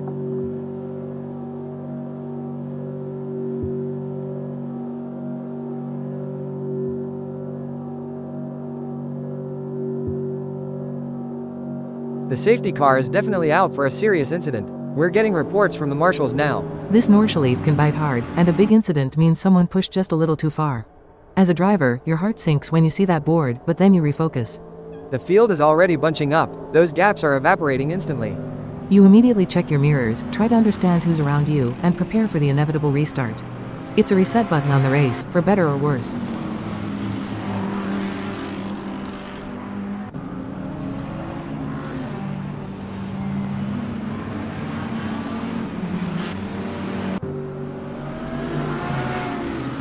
This safety car really does put a halt to all the momentum that was building, doesn't it?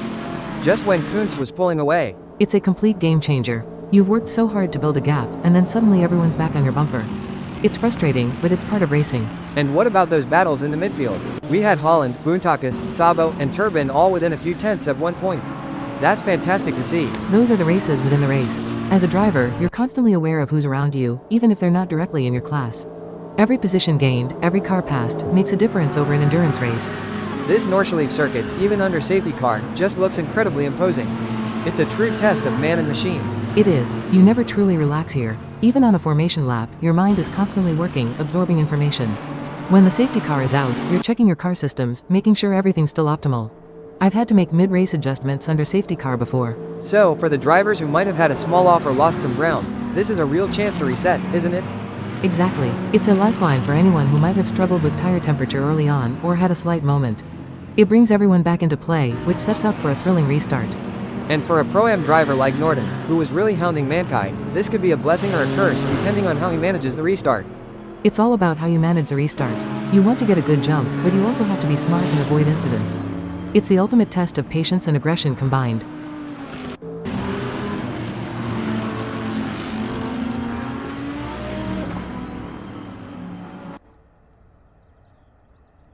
The safety car is definitely out for a substantial incident. We're awaiting details on what exactly has happened. This track demands ultimate respect, and a big incident like this really underscores that.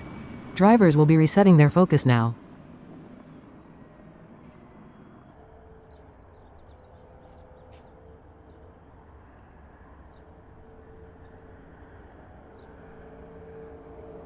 This safety car really does halt the momentum, doesn't it? Just when Kuntz was beginning to stretch his lead out front. It's a complete game changer. You work so hard to build a gap, and then suddenly everyone's back on your bumper. It's frustrating, but it's part of racing. We had some really good battles forming before this too, especially Norton pushing Mankai for second. That was fantastic. Absolutely, and those mid-pack fights too, like Turbin and Price, are Sabo climbing positions. Every inch matters, and now it's all back to zero. It's a testament to the Nordschleife that even a slight mistake can have such significant consequences, leading to a full safety car. This track demands ultimate respect. As a driver, you're now using this time to breathe, check your systems, and prepare mentally for the restart. It's almost like a mini qualifying lap again for that first green flag lap.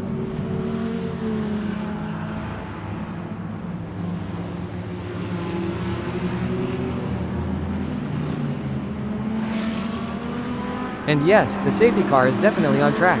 This looks like a significant incident given the immediate deployment. You immediately switch your focus to tire temperatures and looking for potential debris. It's a sudden, jarring halt to the race rhythm.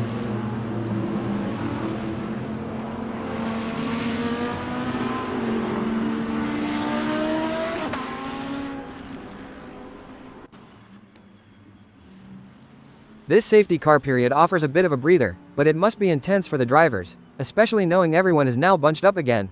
It's incredibly intense. You're trying to keep heat in your tires, monitor your fuel, and plan for the restart all at once. There's no real breather in a race like this, just a shift in focus. Kuntz looked so strong out front, now he's lost that hard-earned advantage. That's got to be tough to swallow. It is, but that's endurance racing. You have to adapt. He'll be focusing on a perfect restart and trying to break the toe as quickly as possible. And for someone like Thomas Kruger Dorado, who dropped back, this is a golden opportunity to get back into contention. Exactly. For those who had issues or lost positions, it's a second chance. It effectively resets their race, giving them another shot at climbing through the field. We saw a lot of close battles, especially in the midfield, before the safety car. Hopefully, we'll see more of that when we go green again. The restart is always electric, especially on the Nordschleife. Drivers will be aggressive, looking to make up ground, but they'll also need to be careful. First lap after a safety car can be wild. The wind speed, too, at 7 miles per hour, could play a factor in the aerodynamics when they get going at full speed again. On a track with so many high-speed sections, even a slight crosswind can affect stability, especially through corners like the Flugplatz. It's another variable they're constantly accounting for. I'm just eager to see how the front runners manage that restart, and if anyone can make a daring move for the lead.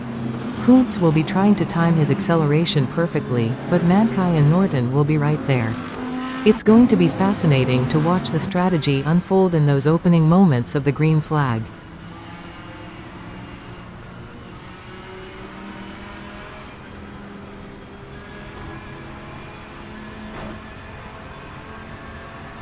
The safety car remains deployed after that significant incident. The field is tightly packed once more. You really feel that sudden jolt in rhythm as a driver. It's all about keeping your composure and making sure the tires don't cool too much.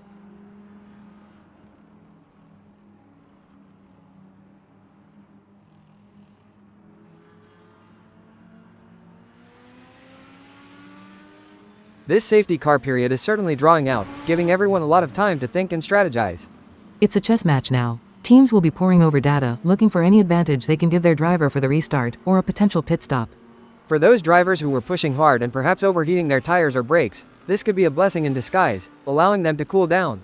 Exactly. It's a chance to manage component temperatures. But conversely, if you've been managing well, you don't want your tires to drop below their optimal operating window. We saw some excellent driving from Perkela, the AM driver, holding P6 for a while. This safety car means he's still right in the mix. He's done exceptionally well. To maintain that kind of pace against Pro-Am drivers is impressive. He'll be hoping to capitalize on the restart and perhaps gain a few more spots.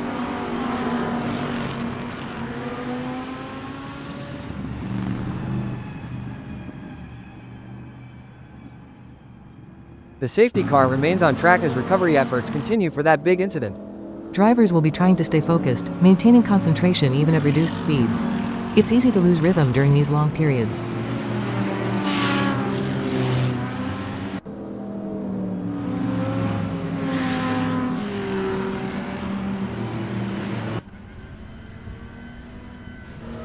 This safety car is certainly prolonged. The marshals must be dealing with something quite significant out there. On a track this long, an incident can be very difficult to clear quickly, especially if it's in a less accessible area.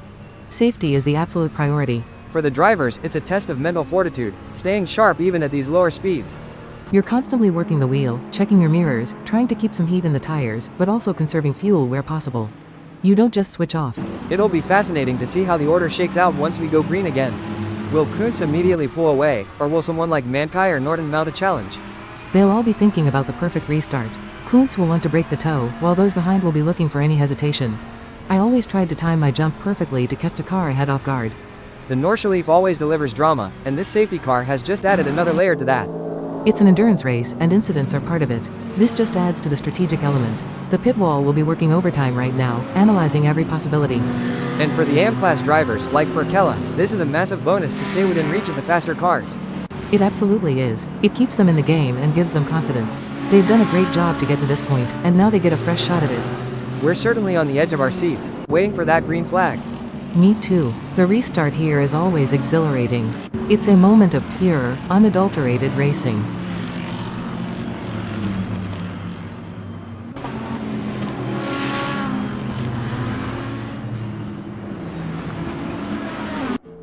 The safety car continues to lead the field, a very long delay now due to this incident. You really have to fight complacency as a driver during these prolonged safety car periods. Staying alert for the restart is key.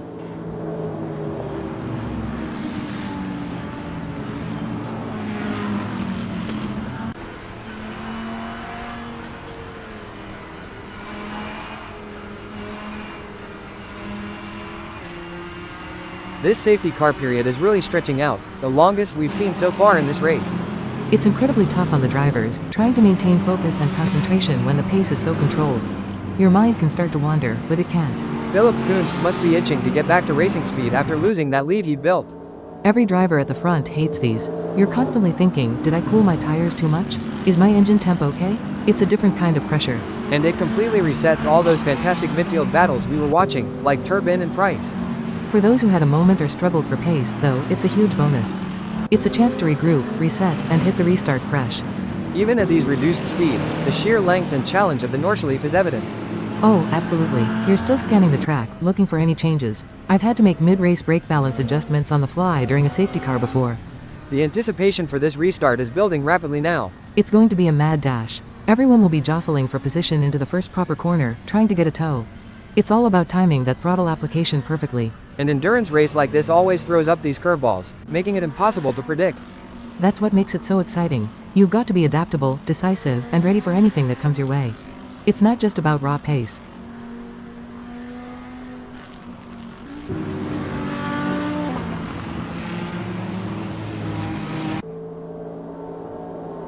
The safety car is still out there, holding the field together as the marshals work on that significant incident.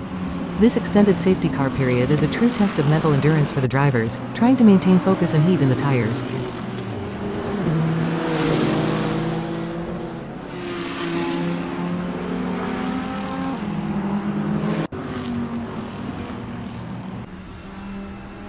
This safety car period really is a marathon in itself, isn't it?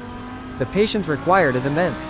It definitely is. As a driver, you're constantly fighting the urge to get going, but you have to stay disciplined, keep those tires warm, and wait for the instruction. It's incredible how quickly the gaps close up under these conditions. Kuntz had built such a nice cushion. All that hard work in the opening laps, just gone. But it also presents a new opportunity for the drivers behind to rethink their attack for the restart. We saw Vilcale Perkella doing really well earlier, holding P6 as an AM driver. This situation keeps him right in the mix. It's a huge boost for him. He's clearly got the pace, and now he gets another shot at running with the front pack. Consistency on the restart will be key for him. And what about those battles further back, like Holland and Boontakas earlier? They'll be right back on each other's heels. The restarts are often where a lot of the mid-pack action happens. Everyone's looking for that extra tenth, that brave move into the first corner. The Nordschleife, even at safety car speed, is just so awe-inspiring, you get a real sense of its scale. It never loses its intensity, even when you're not pushing at 100%. You're still aware of every bump. Safety every car curve. in this It's lap. a living, breathing circuit. Hopefully, we'll see that safety car pull in very soon and get back to proper racing. I'm ready for it. The tension will be electric when those lights go out again. The safety car is pulling in. We're going green again. The restart is imminent. Here we go. Everyone's focusing on Kuntz now, ready for the hammer to drop. Chris Stokes is in P12 as we restart, trailing Maximilian Turbin in P11 by 0.4 of a second, with his last lap at 9:06.328.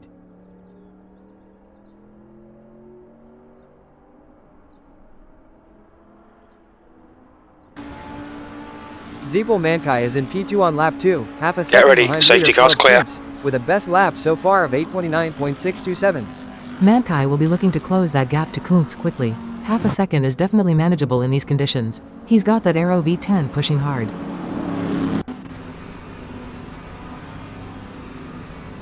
Unbelievable. Zeeple Mankai is now absolutely side by side with Philip Kuntz for the lead, 0 seconds separating them. This is it. He's right there. Green, nose to green, green, tail. let's go. Kuntz will be feeling the pressure. Every millimeter counts. Mankai has done it. He's taken the lead, now P1 on lap 3, with Kuntz right on his bumper in P2, 0 seconds between them. What a move. He timed that restart perfectly and just got the jump. Kuntz will be furious, but Mankai showed incredible resolve there. Daniel Holland is in P16 on lap 3, just 2/10 behind Josh Mitchell in P15, with his last lap at 14:15.308. Holland is really pushing to get into that top 15. That's a great battle developing in the mid-pack.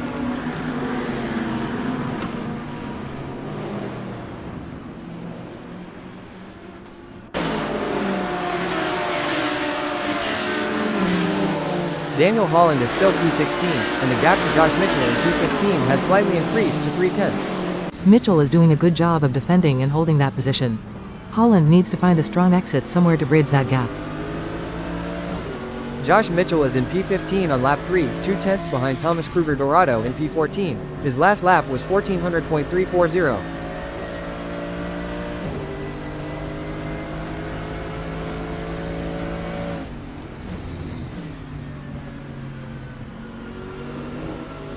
Josh Mitchell still P15, but the gap to Thomas Kruger Dorado in P14 has now jumped to a full second. Chris Stokes is in P13 on lap 3, just 3/10 behind Maximilian Turbin in P12, after a 14:23.794 last lap.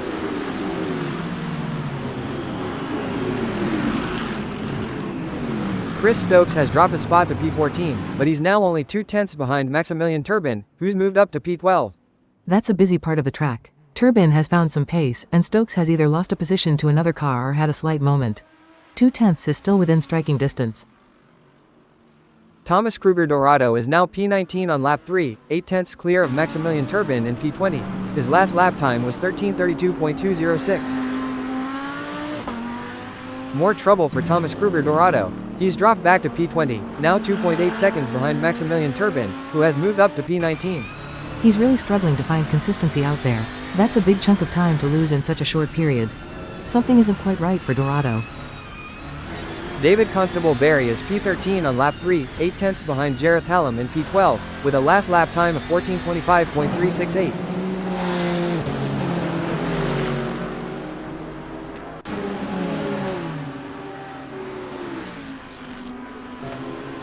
Greg Sabo is in P8 on lap 3, just 2/10 clear of James Pinkerton in P9, his best lap at 14:41.120. Huge changes for Greg Sabo. He's dropped all the way back to P14, now nearly 14 seconds behind James Pinkerton, who is way up in P8. Oh, that's a massive loss of time. Sabo must have had a major moment, perhaps a spin or a trip through the gravel. That's a real setback for him. Catastrophe for Greg Sabo. He's dropped all the way to P20, now almost a minute behind James Pinkerton in P8. He's obviously had a serious issue out there. To lose that much time means either a very long off-track excursion or he's had to bring the car back in. That's devastating for his race.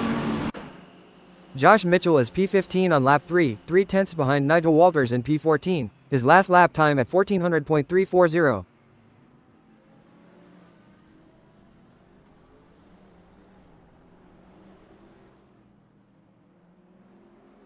Josh Mitchell has gained a position to P14, but the gap to Nigel Walters in P13 has grown to half a second.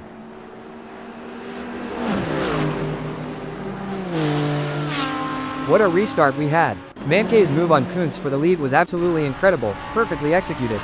That was a masterclass in timing. You're waiting for the leader to make the slightest hesitation, and Mankay just pounced. Kuntz will be fuming, but he's still right there. And since then, the race has just been full of drama, hasn't it? We've seen massive position changes, especially for drivers like Greg Sabo and Thomas Kruger Dorado. Yes, it really highlights how unforgiving this track is. One small error and you lose huge chunks of time. You have to reset mentally so quickly and try to get back on pace. It's fascinating to see how some drivers rebound, like Mitchell gaining a spot, even if the gap to the next car widens slightly. It shows persistence. Even if you've lost time, you keep pushing. Sometimes you're just on a different part of the track to your direct competitor, and the gaps fluctuate. You just focus on your own lines. This Nordschleife is truly a beast. It never gives an inch, does it? It's a relentless test of driver and car. Every lap is physically and mentally exhausting. The wind at 7 miles per hour, while not extreme, will still be felt in the high-speed sections, especially on those long straights and fast sweeps. And with over an hour and 20 minutes still left, anything can happen in this endurance race. Absolutely. Pit stops will start to play a role, and consistency will really separate the contenders from the rest. Keeping the tires alive on this surface is a huge challenge too. Gareth Hallam is in P11 on lap 3, just 2/10 behind John Butakis in P10, with a last lap of 13:36.707.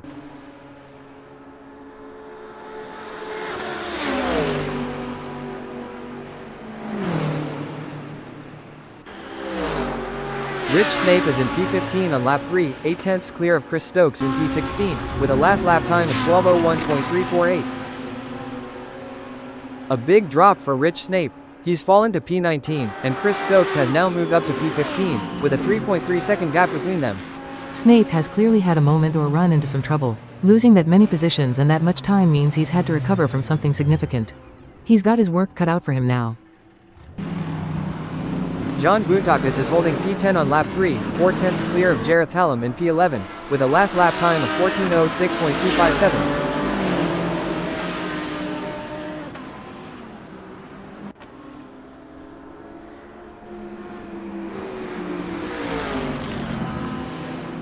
Butakis is still P10, and he's managed to keep Hallam at bay, the gap now at 3/10.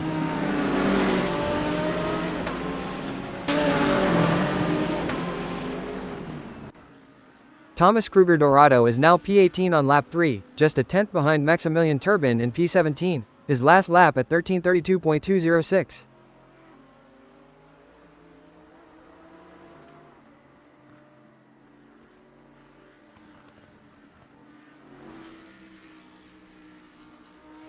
Kruger Dorado remains P18, but the gap to Maximilian Turbin in P17 has widened to half a second now. He's still trying to find his rhythm. Turbin seems to have found a bit more pace, putting some distance between himself and Kruger Dorado. Gareth Hallam is holding P11 on lap 3, 4/10 behind John Butakis in P10, with a last lap of 13:36.707.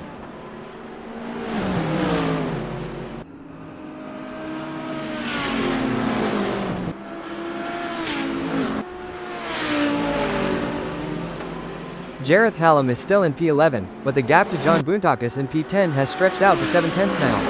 Butakis is doing a really good job of building that gap. Hallam needs to respond quickly or he'll lose touch with the top 10. Josh Mitchell is P14 on lap 3, just 2/10 behind Nigel Walters in P13, with a last lap of 1400.340. Josh Mitchell has gained a position. He's now P13, 4/10 clear of Nigel Walters, who has dropped to P14.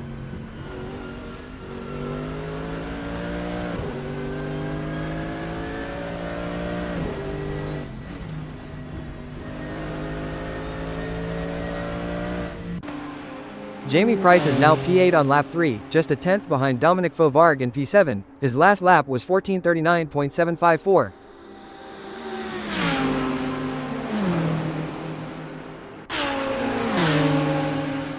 Jamie Price has made the move. He's now P7, with Dominic Fauvargue right behind him in P8, a dead heat. What a move. He must have got a fantastic run through one of the fast sections. Fauvargue won't like that, he'll be looking to respond immediately. Dominic Fauvargue is in P8 on lap 3, 2/10 behind Jamie Price in P7. His last lap was 14:50.113. Huge swings in the midfield. Dominic Fauvargue has moved up to P7, but Jamie Price has dropped to P9, now over 6 seconds behind him. Fauvargue has done exceptionally well to recover and gain positions, but something significant has happened to Price. That's a huge time loss in a short period. Unbelievable. Dominic Fauvargue has jumped to P6, while Jamie Price has plummeted to P13, now almost 37 seconds adrift. That's an absolutely massive swing in positions and time. Fauvargue is clearly on a charge, but Price must have had a major incident out on track to lose that much ground. Daniel Kocic is in P7 on lap 4, half a second behind Dominic Fauvargue in P6, his best lap at 8:37.202.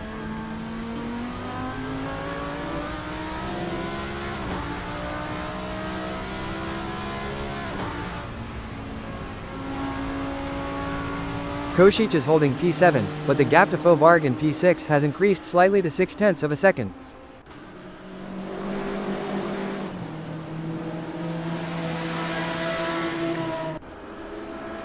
Gareth Hallam is now P10 on lap 4, 4/10 behind John Boontakis in P9, with a best lap so far of 8:46.021. He's really pushing to get into that top 10. Boontakis will have to be perfect to hold him off.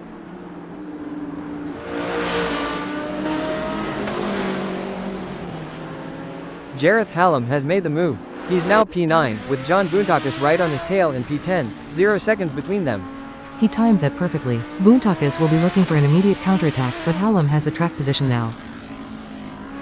Vilkalle Perkela is holding P6 on lap 4, 3/10 clear of Daniel Kocic in P7, his best lap at 8:29.807.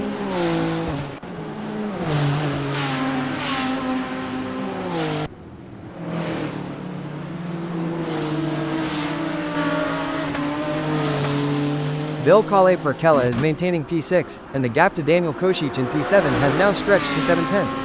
Perkela is really finding his stride here. For an AM driver, he's showing incredible pace and consistency to hold off a Pro-Am driver like Kocic.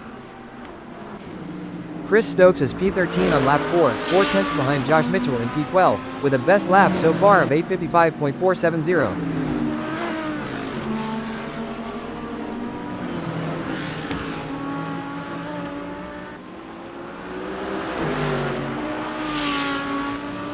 Chris Stokes is still P13, but the gap to Josh Mitchell in P12 has now opened up to a full second.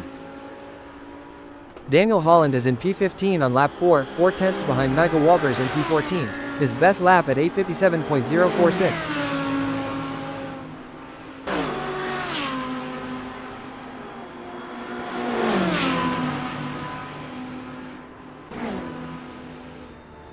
Holland has really closed in. He's still P15, but just a 10th behind Nigel Walters in P14 now. Nigel Walters is now P15 on lap 4, half a second behind Daniel Holland in P14, his best lap at 8:54.052. Walters has lost a spot there, and Holland has made a good move. He'll be trying to bridge that gap again quickly. A massive swing there. Nigel Walters has leapt up to P14, and Daniel Holland has fallen to P15, now 4 seconds behind. That's a huge time gain for Walters. Holland must have had a significant moment, perhaps a wide moment or a spin. That completely changes that battle.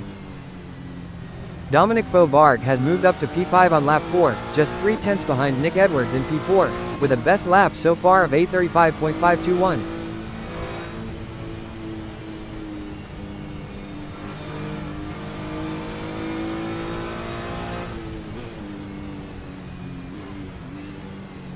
Fauvargue remains in P5, still just 3/10 behind Nick Edwards in P4.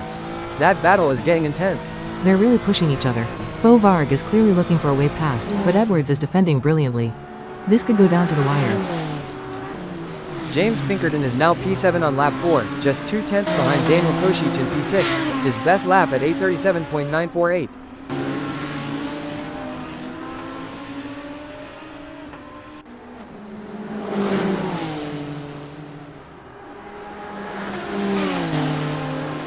Pinkerton is still holding P7, just 2/10 behind Kocic in P6.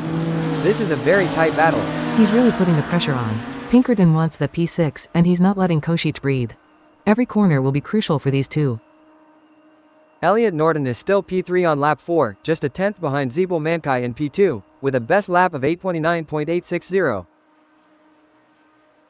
Elliot Norton has made the pass. He's up to P2, now 4 tenths clear of Zeeble Mankai, who has dropped to P3. What a fantastic move. Norton was hounding him for laps, and he finally found the opening. He's got some clear air now, which is crucial on this track.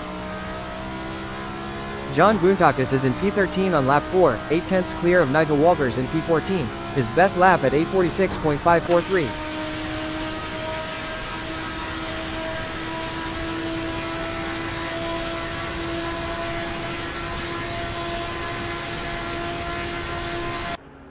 John Boontakis remains P13, but the gap to Nigel Walters in P14 has dramatically shrunk to just 2 tenths. Nigel Walters is in P14 on lap 4, half a second behind John Boontakis in P13. His best lap was 8:54.052. Walters is still chasing Boontakis hard. He'll be looking to make up that ground on the next few corners.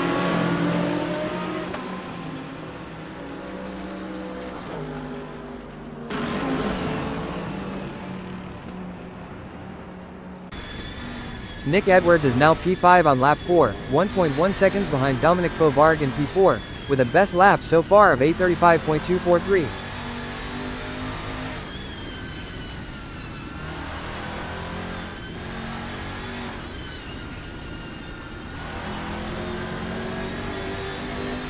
Nick Edwards is still P5, and the gap to Fauvargue in P4 has slightly increased to 1.2 seconds. Fauvargue is clearly pulling away there. Edwards needs to find some more pace if he wants to stay in contention for the top 4. Nigel Walters is holding P14 on lap 4, 3 tenths behind John Boontakis in P13. His best lap was 8:54.052.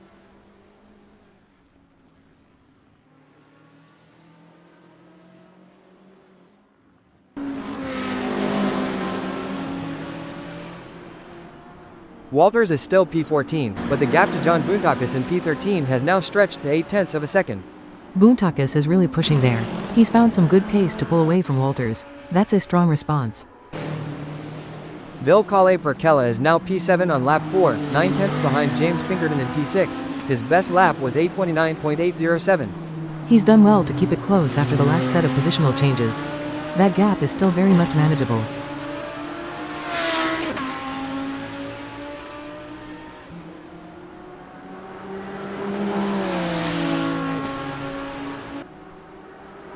Perkella has closed right back in. He's still P7, but now only 3 tenths behind James Pinkerton in P6. Fantastic pace from the AM driver. He's clearly found some grip and is putting Pinkerton under serious pressure. This is a great battle for 6th. Nigel Walters has gained positions, now P11 on lap 4, 6 tenths behind John Boontakis in P10, with a best lap of 8:54.052.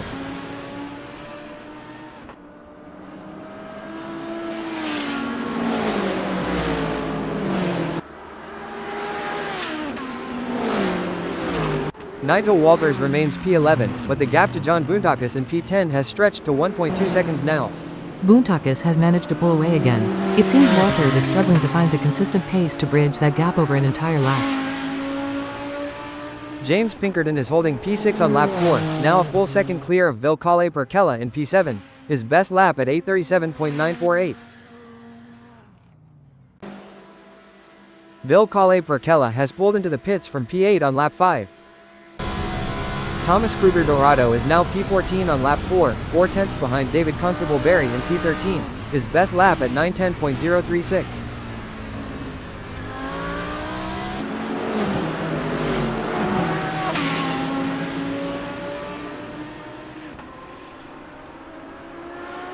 Kruger Dorado remains P14, and the gap to Constable Barry in P13 has edged out to half a second. Thomas Kruger Dorado has gained a position to P13, now half a second behind David Constable Barry in P12. He's finding some better rhythm now. That's a good step forward after his earlier struggles. Thomas Kruger Dorado is holding P13 on lap 5, 4 tenths behind David Constable Barry in P12, with a best lap of 8:31.534. He's really pushing to bridge that gap. A sub-8 to 32 lap time is strong pace for that part of the field.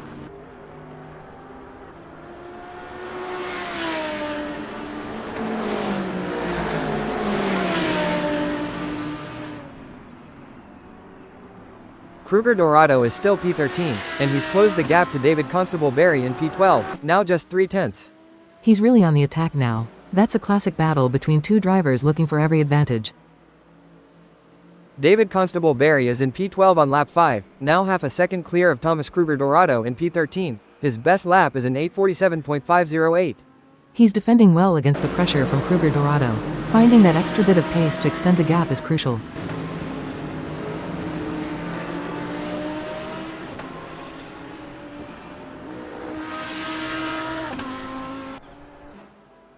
Thomas Kruger Dorado has closed the gap to just a tenth. He's P13, right on David Constable Barry's bumper in P12.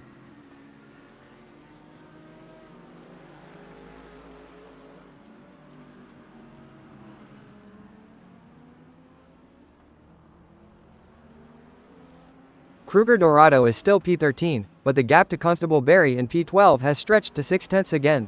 Constable Barry is managing the gap well. He's able to pull away when Kruger Dorado gets close. That's good racecraft. Josh Mitchell is P11 on lap 5, 8/10 behind Nigel Walters in P10. His best lap is an 8:52.931.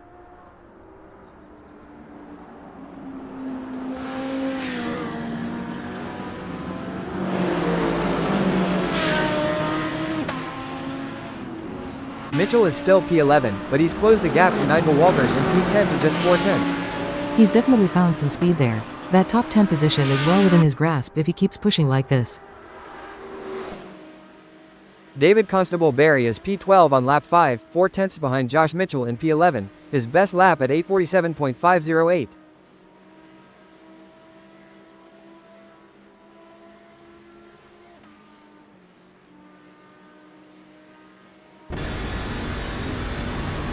Constable Barry is still P12, but the gap to Josh Mitchell in P11 has widened to a full second. Mitchell seems to be finding a consistent rhythm now. He's managing to keep that gap to Constable Barry open. James Pinkerton is now P7 on lap 5, 4.3 seconds clear of Jareth Hallam in P8, with a best lap so far of 8:28.240.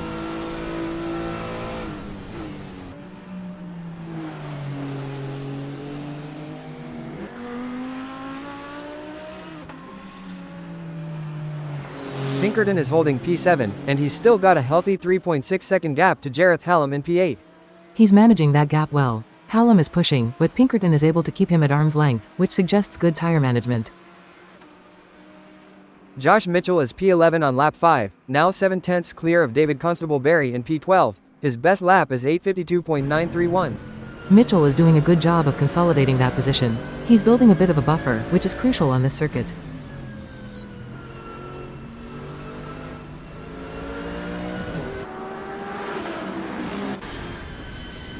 David Constable Barry is in P12 on lap 5, just 3/10 behind Josh Mitchell in P11. His best lap at 8:47.508. Constable Barry is closing the gap again. This battle for P11 is relentless. He's not giving up on getting past Mitchell. David Constable Barry has gained a position. He's now P11, but half a second behind Josh Mitchell, who has moved up to P10.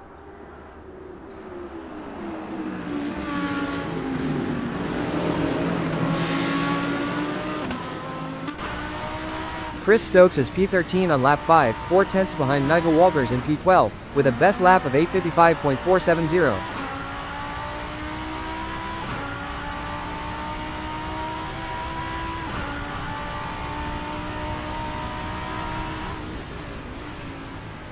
Stokes remains P13, but the gap to Nigel Walters in P12 has stretched to 1.3 seconds now.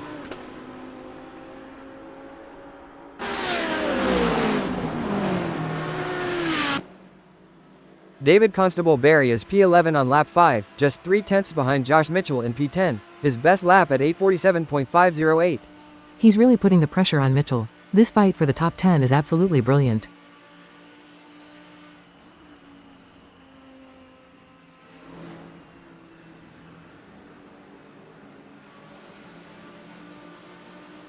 Constable Barry is still P11, but the gap to Mitchell in P10 has opened up to 7/10 of a second now. Josh Mitchell is P10 on lap 5, half a second behind John Boontakis in P9. His best lap is an 8:52.931. He's really pushing to get into that top 9. A half-second gap is nothing on this long circuit.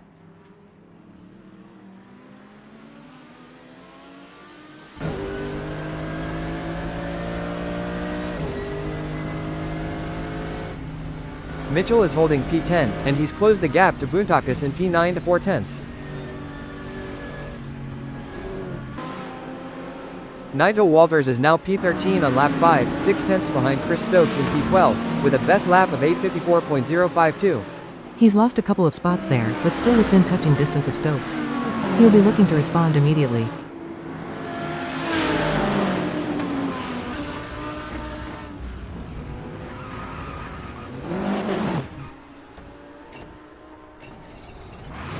A massive change for Nigel Walters. He's still P13, but the gap to Chris Stokes, who's now P12, has ballooned to over 12 seconds. He's definitely had a major incident or a long off. That's a huge chunk of time to lose in a single sector. He's effectively out of that battle for now. Dominic Fauvargue is in P5 on lap 5, 6 tenths behind Nick Edwards in P4, with a best lap so far of 8:24.348.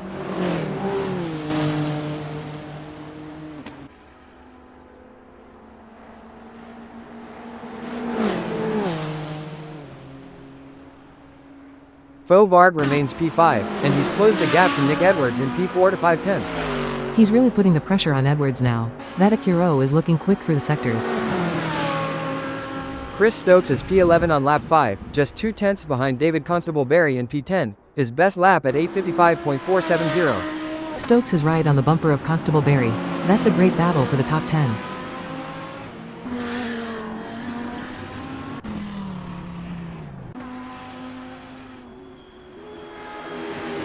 Elliot Norton has absolutely stormed clear in P2 on lap 6, now a staggering 18.3 seconds ahead of Zeeple Mankai in P3, and he just put in his best lap of the race at 8:21.313. That's an incredible display of pace from Norton. He's really found his rhythm and given himself a huge cushion. Having that kind of clear air on the Nordschleife is invaluable. It allows you to hit every apex exactly as you want. Nick Edwards has pitted from P5 on lap 6. David Constable-Barry is P11 on lap 5, now 1.1 seconds behind Chris Stokes in P10, his best lap at 8:47.508.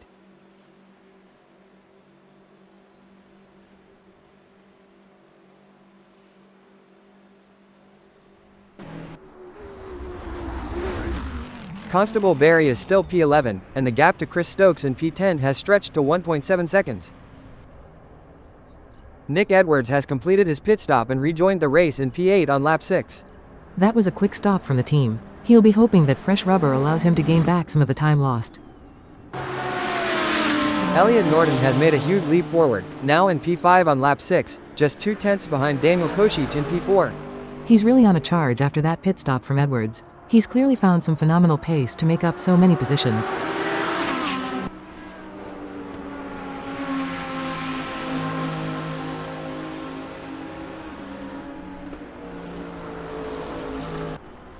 Norton remains P5, still just 2 tenths behind Daniel Kocic in P4, the battle intensifying.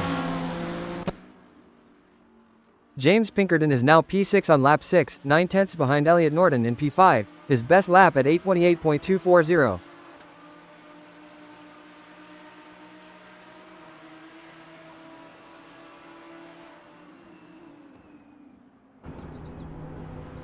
Josh Mitchell has dropped back to P14 on lap 6, now a staggering 10 seconds behind Chris Stokes in P13. He's clearly had a significant off-track moment or a spin. That's a huge loss of time and momentum. He'll have to really regroup to get back into contention. Dominic Fauvargue has moved up to P3 on lap 6, now 8.1 seconds behind Zeeple Mankai in P2, his best lap at 8:24.348. He's really capitalizing on other drivers' pit stops or issues. That Acuro is showing strong consistent pace. Vilcale Perkella has returned to the track in P12 on lap 6, now 2.8 seconds behind Daniel Holland in P11, his best lap at 8:29.807.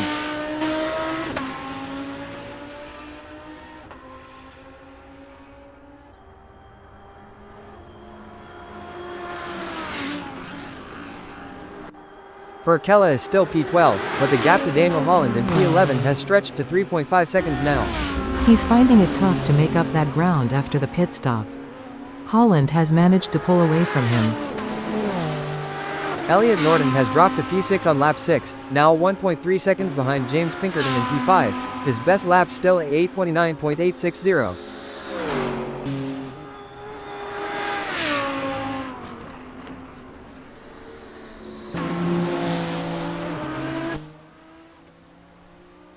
James Pinkerton has gained a spot, now P5 on lap 6, 1.3 seconds behind Daniel Koscic in P4, his best lap at 8:28.240.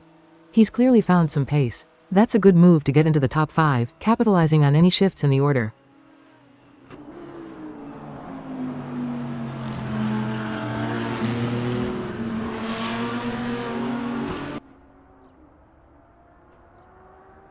Pinkerton is still P5, and he's closed the gap to Daniel Koscic in P4 to 7/10. He's really on a charge. Koscic will be feeling that pressure. Pinkerton is clearly looking for an overtake in the next few corners. Elliot Norton is holding P6 on lap 6, now 1.7 seconds behind James Pinkerton in P5, his best lap at 8:29.860.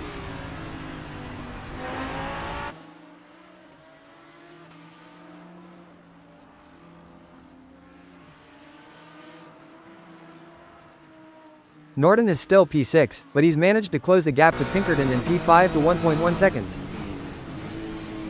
James Pinkerton is still P5 on lap 6, now half a second behind Daniel Koscic in P4, his best lap at 8:28.240.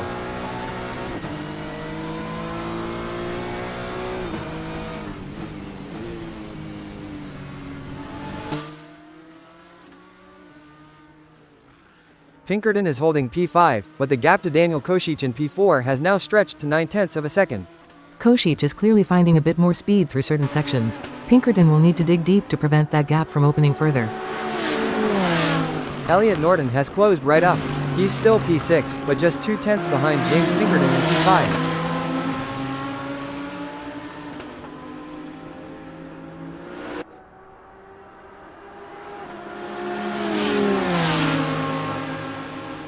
Norton remains P6, still just 2/10 behind Pinkerton in P5, the pressure is immense.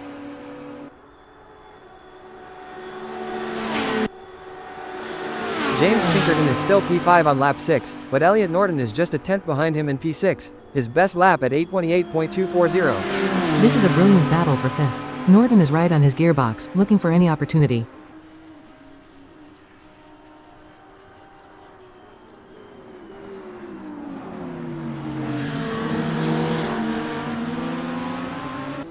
Pinkerton is holding P5, and the gap to Norton in P6 has increased slightly to 2/10. Elliot Norton is holding P6 on lap 6, now 3/10 behind James Pinkerton in P5, his best lap at 8:29.860.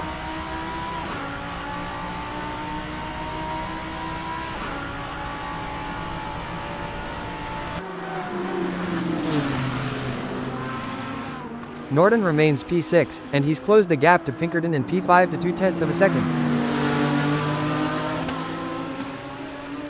This race has just been a masterclass in relentless pressure, hasn't it? Mankai taking the lead, then Norton's incredible charge through the field. Absolutely. Every driver out there is pushing to the absolute limit. You can see the dedication, especially with those constantly fluctuating gaps, like the battle between Pinkerton and Norton right now for P5. They're giving each other absolutely no quarter. And we've seen some serious setbacks too, for drivers like Sabo and Kruger Dorado, but they're still out there, fighting for every position. That's the spirit of endurance racing. You have moments where things go wrong, but you reset, you focus, and you try to get back on track. It's about minimizing the damage and finding your rhythm again. The Nordschleife continues to be a brutal test. We're seeing those sub-9-minute lap times from the leaders, which is just staggering pace. It demands peak performance from both the car and the driver. Every corner, every ripple in the track, has to be respected. The drivers are pushing these machines right to the edge, extracting every last bit of performance. Daniel Koscic is P6 on lap 6, now a second behind Elliot Norton in P5, his best lap at 8:37.202. A big swing. Daniel Koscic has jumped up to P5, and Elliot Norton has fallen to P6, now 1.9 seconds behind him. Koscic has found some serious pace there, where Norton has had a moment. That's a significant gap to open up so quickly. Koscic will be looking to consolidate that position now.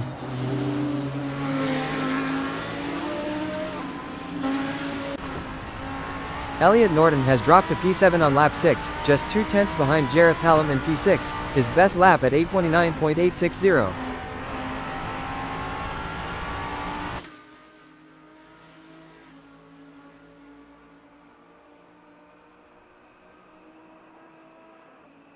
Norton remains P7, and the gap to Hallam in P6 has increased slightly to 3/10.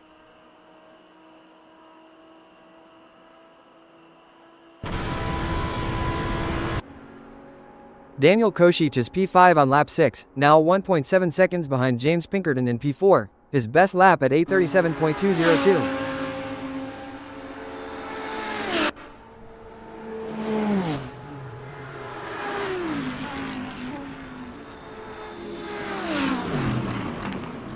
Koscic is holding P5, but the gap to James Pinkerton in P4 has stretched to 2 seconds now.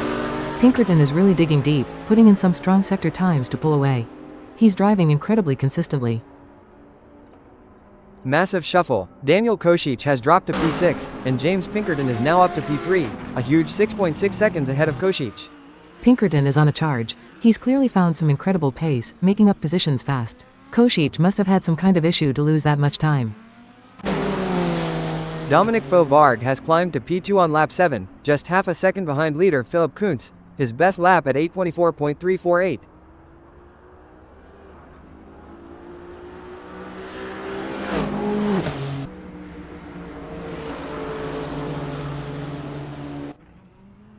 Daniel Koscic is in P8 on lap 7, now 7 seconds clear of John Boontakis in P9, his best lap at 8:37.202. Daniel Koscic has pulled into the pits from P9 on lap 7. Dominic Fauvargue is still P2 on lap 7, half a second behind leader Philipp Kuntz, keeping the pressure on.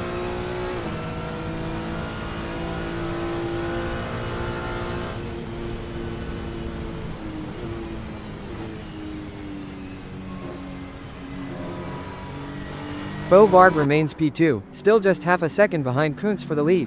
The gap is holding steady. It's a fantastic display from both drivers. Kuntz is clearly pushing hard to defend, but Fauvargue is relentless. This battle for the lead is far from over. David Constable Barry is P10 on lap 7, 9/10 behind Daniel Koscic in P9, his best lap at 8:43.871. He's close to breaking into that top 9. Koscic is fresh out of the pits, so the tires will be coming up to temperature. Constable Barry has a great opportunity here.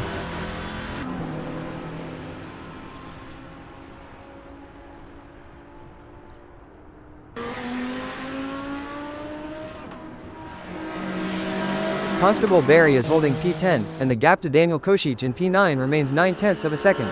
Koscic is doing well to manage his outlap and keep that gap.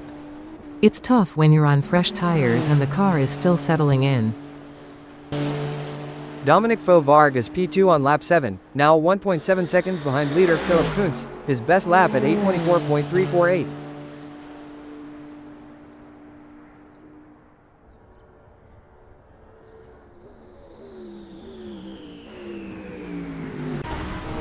Elliot Norton has moved up to P4 on lap 7, now 3.4 seconds behind James Pinkerton in P3, his best lap at 8:29.860.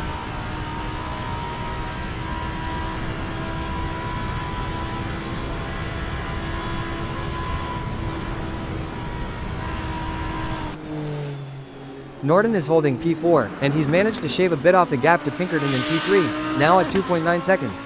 He's definitely found some pace, trying to reel Pinkerton back in. That's a strong recovery from him after those earlier positional changes. Dominic Fauvargue is still P2 on lap 7, but the gap to Philipp Kuntz in P1 has extended to 2.2 seconds.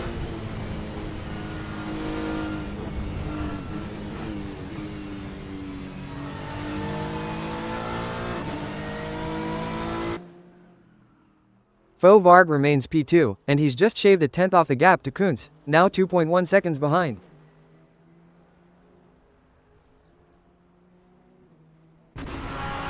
Elliot Norton is P4 on lap 7, now 2.3 seconds behind James Pinkerton in P3, his best lap at 8:29.860.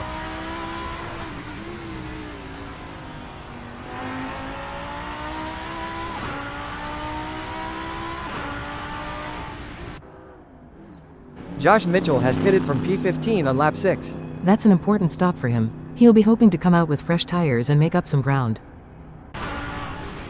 Norton is still P4 on lap 7, and he's closed the gap to Pinkerton in P3 to 2 seconds.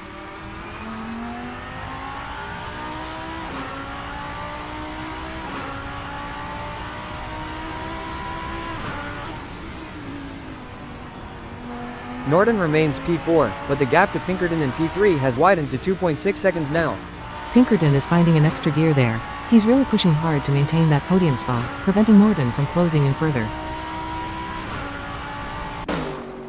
Dominic Fauvargue is still P2 on lap 7, but the gap to Philip Kuntz in P1 has extended to 3.2 seconds.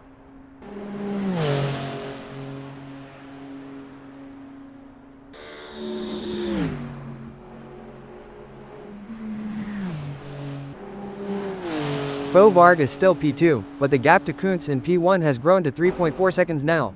Kuntz is really pulling away. He's found his sweet spot on this track, just delivering consistent, fast laps. In your experience, Sky, what was the most important aspect of managing tire degradation during a race? The most important aspect, Hal, was maintaining a good balance between pushing hard and conserving tires. Finding the sweet spot between aggression and tire preservation was key to optimizing race pace and strategy. David Constable Barry has a mountain to climb at the moment to close that gap with Boontakas. I expect their only hope at this point is that John makes an error. They certainly aren't going to be close enough to mount any kind of challenge soon unless it's down to a mistake from Boontakas.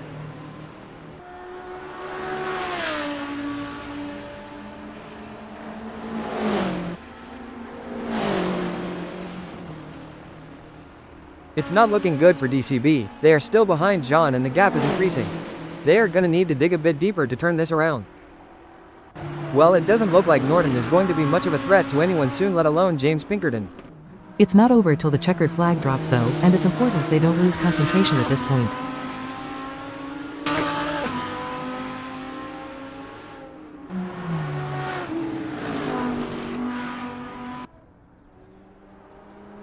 Good news for Elliot Norden, the gap to James Pinkerton has decreased.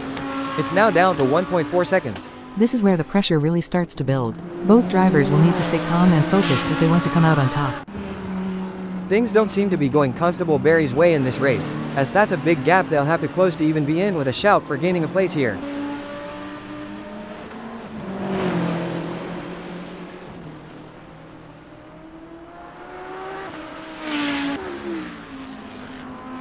It looks like we might get a battle between Daddy Dave and Boontakas. He'll be looking for a mistake to pounce on.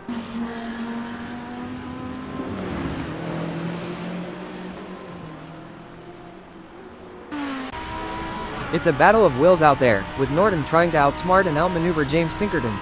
The gap is slowly closing, but time is running out. Will we see a dramatic finish to this race?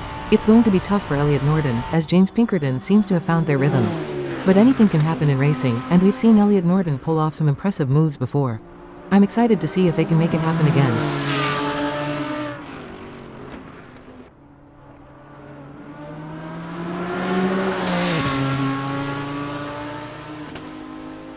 The gap between Norden and James is getting smaller. It's a game of cat and mouse out there, with Daddy Dave trying to find the perfect opportunity to make a move on John Boontakas. The gap is over a second, but every fraction counts. Can David Constable Barry close in enough to mount a challenge?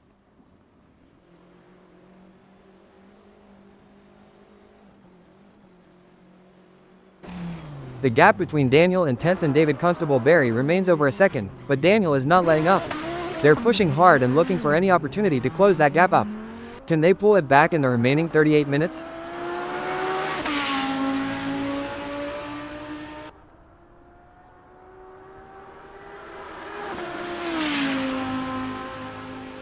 It's not going to plan for Daniel Kochish. They are still behind David and the gap is increasing. I don't think they have an answer for this right now. It doesn't seem like things are going to plan for James Pinkerton as they have a big gap ahead of them to close at this point in time. James Pinkerton is pitting.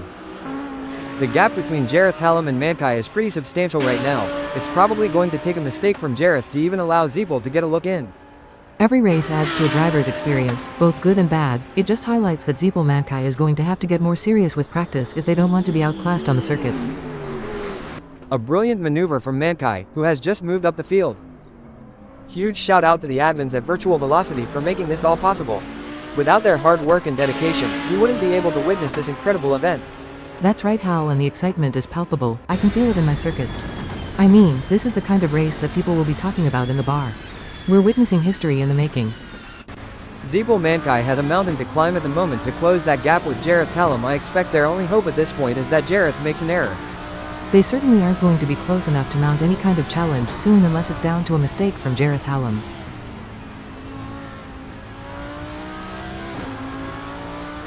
David Constable Barry is in the pits. This is where the skill and experience of the drivers really come into play. Mankai will need to keep pushing, even when the gap seems insurmountable. It's not over until the checkered flag drops. Great driving from Mankai, who has just gained a place and moved up to 4th.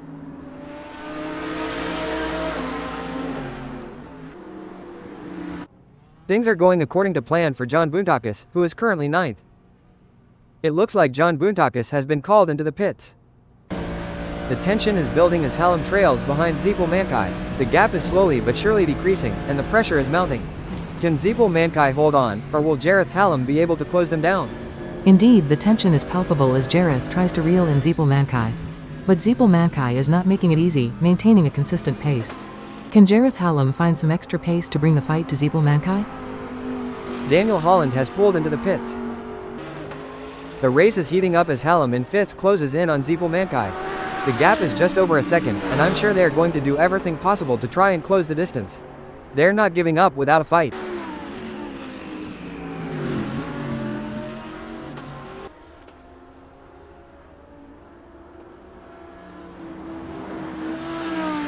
The gap between Hallam and Mankai is widening. It's now up to 2.1 seconds. This is a tough situation for Jareth Hallam. They need to find a way to pick up some speed and close that gap.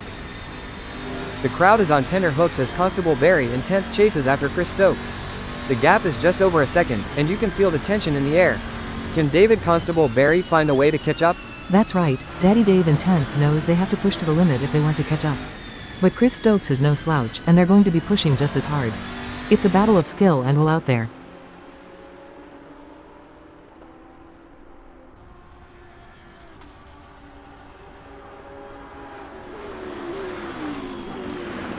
The gap between David Constable Barry and Chris is growing. It's now up to 1.8 seconds. This is where the mental toughness of David comes into play.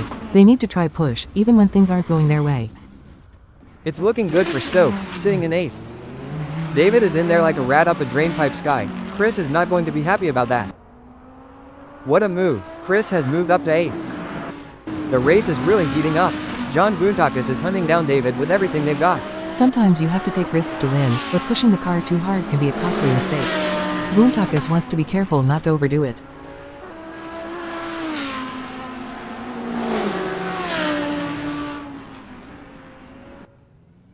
It's a battle of wills out there, with James Pinkerton trying to outsmart and outmaneuver Jamie Price. The gap is slowly closing, but time is running out. Will we see a dramatic finish to this race? Absolutely, Pinkerton in 14th will need to be patient and carefully work to reduce that gap without overdriving it, as they can't afford to take unnecessary risks and risk an off or damaging their car. Let's see if they have what it takes to get back into the game here.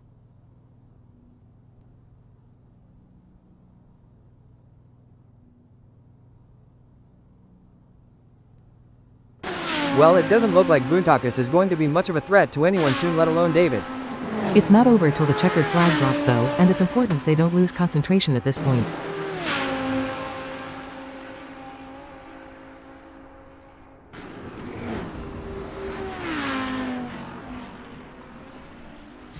Things don't seem to be going David Constable Barry's way in this race, as that's a big gap they'll have to close to even be in with a shout for gaining a place here.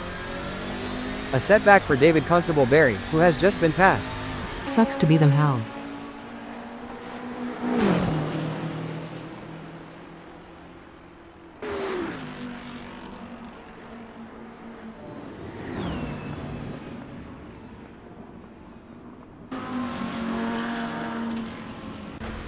It looks like John Boontakis is pushing hard to catch up to Chris Stokes. The gap is over a second, but John Boontakis is not giving up just yet. Can they close the distance and make a move on Chris Stokes?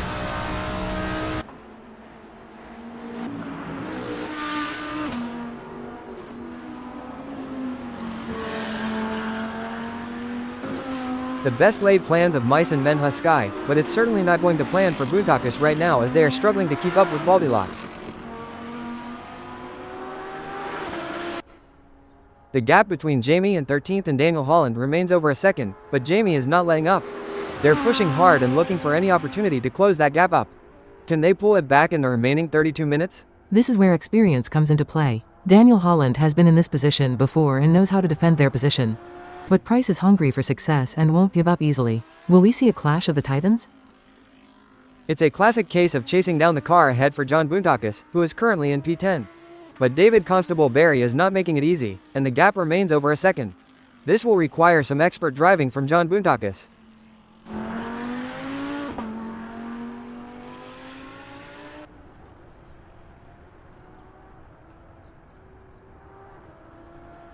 Boontakis is trying their best, but can't seem to find the pace to keep up with Constable Barry at the moment. John Boontakis needs to keep pushing, even when things aren't going their way. If they can close the gap down, they may be able to bring the fight to Daddy Dave. The tension is building as Fovard trails behind Philip Kuntz. The gap is slowly but surely decreasing, and the pressure is mounting. Can Philip Kuntz hold on, or will Dominic Fovard be able to close them down? Daniel Kocic is placed 7th at the moment.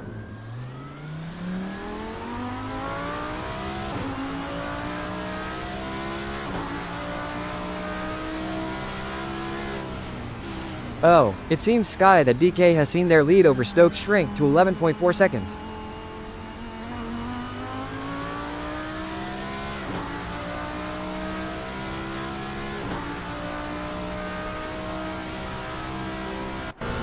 The race is heating up as Fovard in second closes in on Philip Kuntz.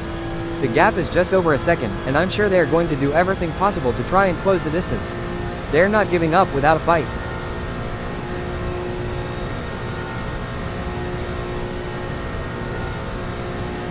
It's all about consistency for Jamie Price, who is currently 12th. That's right. They can't afford to make any mistakes or let up in their performance. Every point counts in this championship.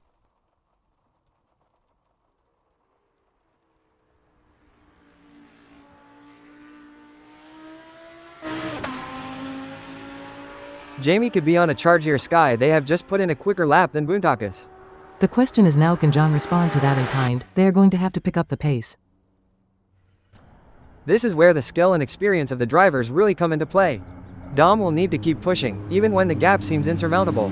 It's not over until the checkered flag drops. It's going to be tough for Fovard, as Philip Kuntz seems to have found their rhythm. But anything can happen in racing, and we've seen Fovard pull off some impressive moves before. I'm excited to see if they can make it happen again. A strong showing from Norden, who is currently 3rd.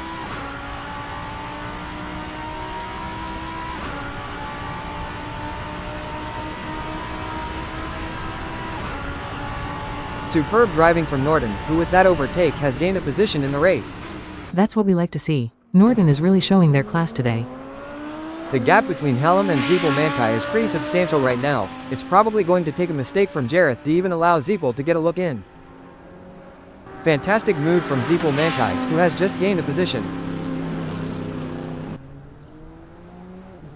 A solid performance from Jareth Hallam, who is holding down 5th. The crowd is on tender hooks as Price in 12th chases after Daniel Holland. The gap is just over a second, and you can feel the tension in the air. Can Jamie Price find a way to catch up? Indeed, the tension is palpable as Jamie Price tries to reel in Daniel Holland. But Daniel Holland is not making it easy, maintaining a consistent pace. Can Jamie Price find some extra pace to bring the fight to Daniel Holland? It's a game of cat and mouse out there, with Hallam trying to find the perfect opportunity to make a move on Nick Edwards. The gap is over a second, but every fraction counts. Can Jareth Hallam close in enough to mount a challenge?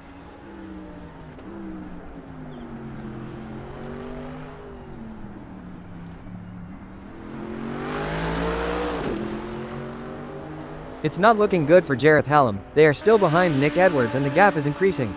They are gonna need to dig a bit deeper to turn this around. It's looking good for Maximilian, sitting in 9th. Definitely how, but they can't afford to get complacent. They have to keep pushing hard to stay in the game.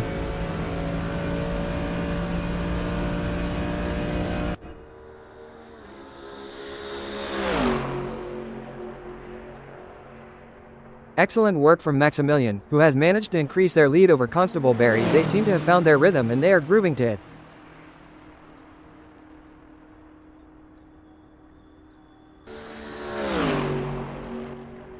It looks like David is pushing hard to catch up to Maximilian Turbin.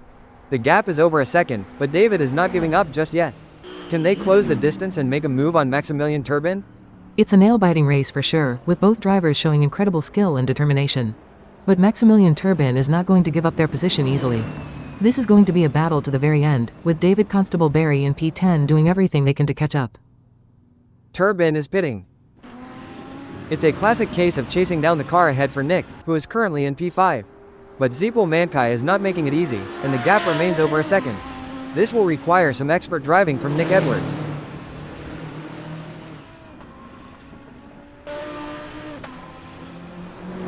Things are going according to plan for Daddy Dave, who is currently 11th.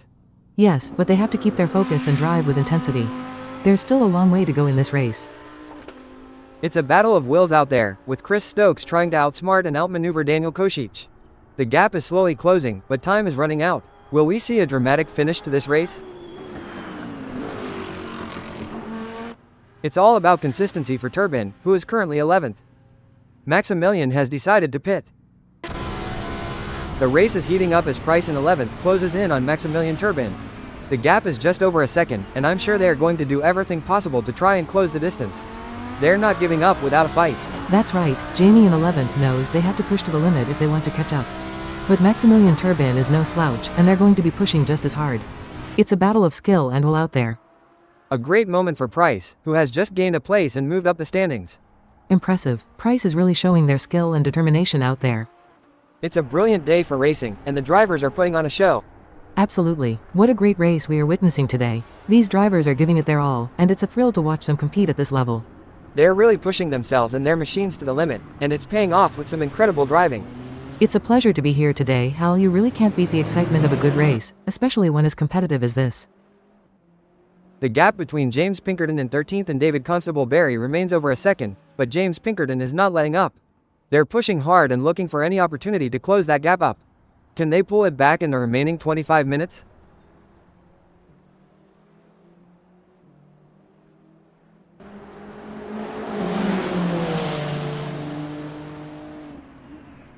It looks like Pinkerton is making a move. The gap to David is now down to 0.4 seconds. The tension is building as Maximilian trails behind Jamie Price. The gap is slowly but surely decreasing, and the pressure is mounting. Can Jamie Price hold on, or will Maximilian Turbin be able to close them down?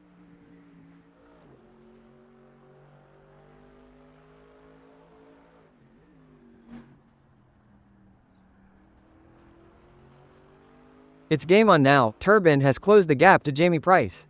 It's now down to 7.8 seconds. As a former racing driver, Sky, how important is the relationship between a driver and their team during a race? It's absolutely crucial, Hal. The team provides valuable information and support, helping the driver make the right decisions on track. A strong bond between the driver and the team can be the difference between winning and losing. Pinkerton is placed 12th at the moment. They are hoping to keep their distance ahead of David Constable Barry, who is 0.5 seconds behind.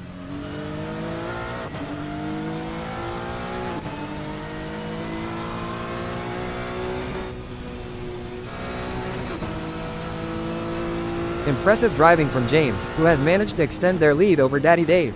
They are walking away at this point. Does Daddy Dave have anything in reserve?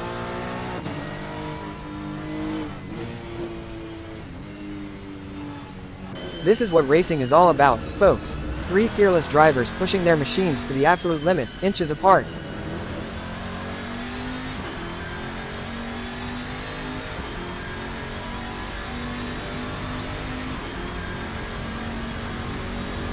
It's not going to plan for Constable Barry. They are still behind Pinkerton and the gap is increasing.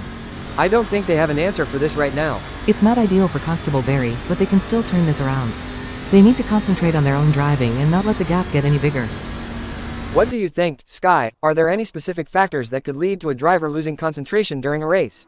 There are several factors, Hal. Fatigue, stress, changing track conditions, or even issues within the team can all contribute to a lapse in concentration. It's essential for drivers to stay mentally resilient and adapt to these challenges. The crowd is on tender hooks as Constable Barry in 13th chases after James Pinkerton. The gap is just over a second, and you can feel the tension in the air. Can David Constable Barry find a way to catch up? Absolutely. DCB in 13th will need to be patient and carefully work to reduce that gap without overdriving it, as they can't afford to take unnecessary risks and risk an off or damaging their car. Let's see if they have what it takes to get back into the game here.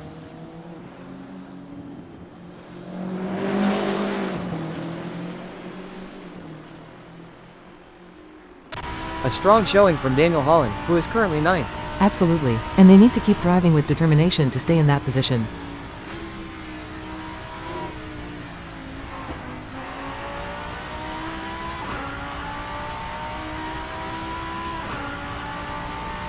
It looks like Price is starting to catch up to Daniel Holland. The gap is now down to 26.5 seconds. You know, Sky, during a long race like this, how easy is it for a driver to experience a lapse in concentration? It can be quite easy, Hal. With so many factors to consider and the intense concentration required, even the most experienced drivers can have a momentary lapse. That's why mental training and staying in the zone are so important. This is where the skill and experience of the drivers really come into play. Josh Mitchell will need to keep pushing, even when the gap seems insurmountable. It's not over until the checkered flag drops. It's going to be tough for Josh Mitchell, as David Constable Barry seems to have found their rhythm. But anything can happen in racing, and we've seen Josh Mitchell pull off some impressive moves before. I'm excited to see if they can make it happen again. It doesn't seem like things are going to plan for Faux Varg as they have a big gap ahead of them to close at this point in time.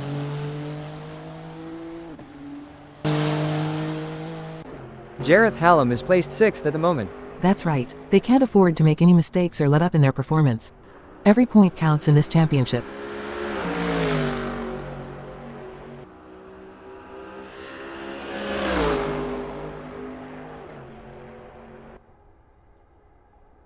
Some great driving from Hallam, who has increased their lead over Daniel and is starting to put some distance between them. It's really looking like Hallam is going to be tough to pass today. They're driving with real confidence and authority. During your racing career, Sky, did you have any specific techniques to regain concentration if you felt it slipping? Yes, Hal, I had a few techniques. One was to take a couple of deep breaths and briefly reset my focus. Another was to use a specific keyword or phrase as a mental trigger to refocus my mind on the task at hand. It's looking good for Norden, sitting in 2nd. Definitely, but they can't get too comfortable. There are plenty of other drivers who are gunning for that position, and Elliott has to keep pushing to stay on the pace.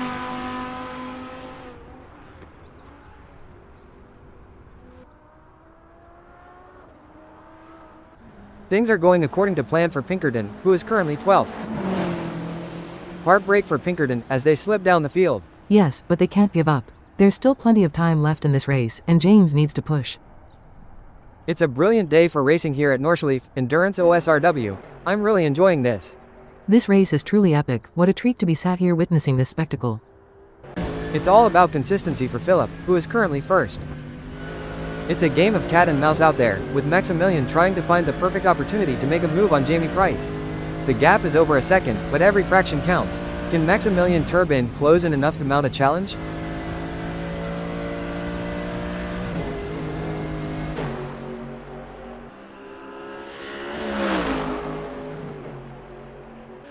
Maximilian Turbin is pushing hard and has reduced the gap to Jamie Price to 5.7 seconds. This is what racing is all about. It's anyone's game at this point. Who will come out on top? A strong showing from Daniel Holland, who is currently 9th.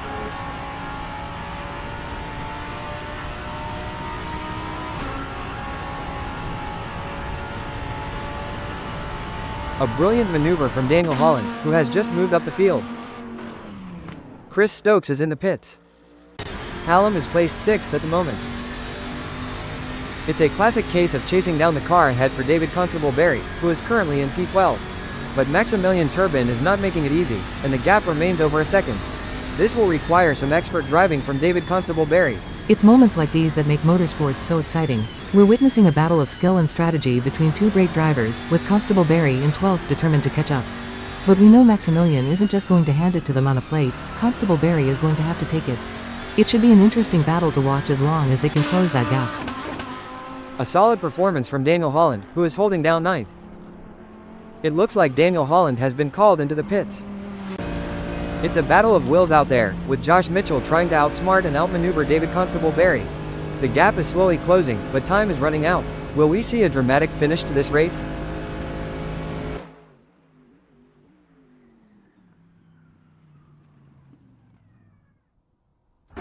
Things are going according to plan for Stokes, who is currently 10th. Chris Stokes has just dropped the ball. Turbin didn't waste any time taking advantage of that. They've been focusing so hard on maintaining their position, and now they've slipped back in the field. Meanwhile, the tarmac terrorist has been making some great moves and is now on the charge. I'm curious, Sky, can you tell us about any pre-race rituals you had when you were racing? Of course, Hal. Before every race, I would listen to a specific playlist of songs to help me get in the zone. I also had a lucky pair of socks that I would wear during races. It may sound silly, but those little rituals helped me feel prepared and focused. Well, it doesn't look like Stokes is going to be much of a threat to anyone soon, let alone Turbin.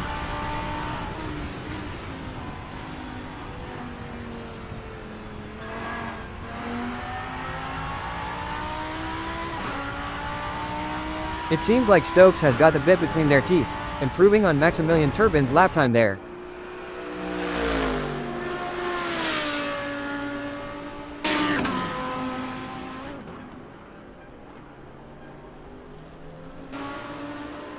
Daniel Holland has a mountain to climb at the moment to close that gap with Price. I expect their only hope at this point is that Jamie makes an error.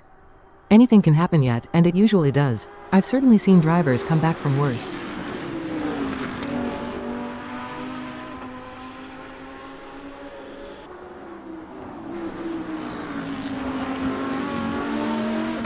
Good news for Daniel Holland, the gap to Price has decreased. It's now down to 1.0 seconds. That's a great effort from Daniel Holland. They need to keep up the pressure and see if they can make a move. The race is heating up as Chris Stokes in 11th closes in on Maximilian Turbin. The gap is just over a second, and I'm sure they are going to do everything possible to try and close the distance. They're not giving up without a fight. This is where experience comes into play. Maximilian Turbin has been in this position before and knows how to defend their position. But Stokes is hungry for success and won't give up easily. Will we see a clash of the Titans?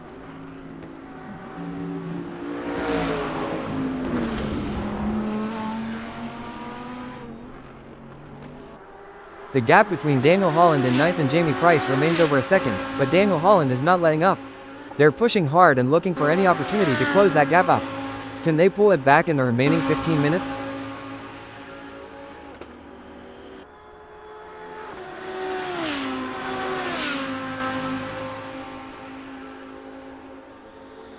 Daniel Holland is not able to keep their pace consistent. So far they are 9.47 seconds down.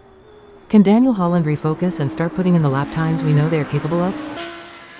The crowd is on tenor hooks as Chris in 11th chases after Maximilian Turbin.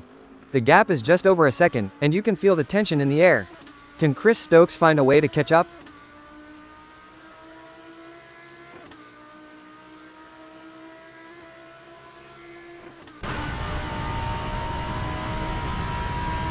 It looks like we might get a battle between Chris Stokes and Turbin. This race is getting even more intense. The drivers are pushing each other to the limit. It's like they're playing a game of chicken, but with cars. And the winner gets to take home the checkered flag and bragging rights. Har ha, that's one way to put it. These drivers have to be in top physical and mental shape to compete at this level. It's like they're training for the Olympics. And like you said, the mental fortitude required to stay focused and alert for the entire race is wild. I think I need a nap just watching them. The tension is building as Chris trails behind Maximilian Turbin. The gap is slowly but surely decreasing, and the pressure is mounting. Can Maximilian Turbin hold on, or will Chris Stokes be able to close them down?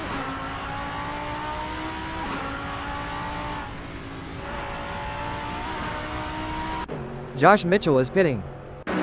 It's a game of cat and mouse out there, with Chris trying to find the perfect opportunity to make a move on Maximilian Turbin. The gap is over a second, but every fraction counts. Can Chris Stokes close in enough to mount a challenge? That's right, Chris Stokes in 11th knows they have to push to the limit if they want to catch up. But Maximilian Turbin is no slouch, and they're going to be pushing just as hard. It's a battle of skill and will out there.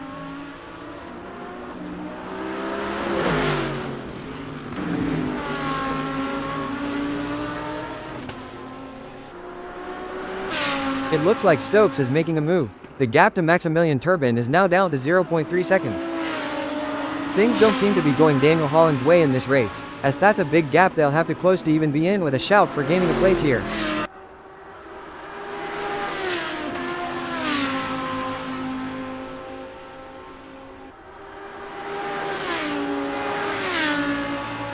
The gap between Daniel Holland and Price is getting smaller. Exactly what Daniel Holland needed. They can't afford to lose any more ground to Price.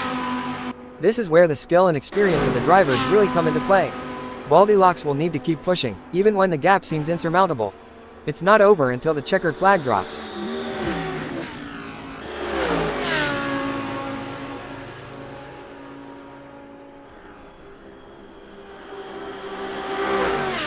Chris Stokes is pushing hard and has reduced the gap to Maximilian Turbin to 0.3 seconds.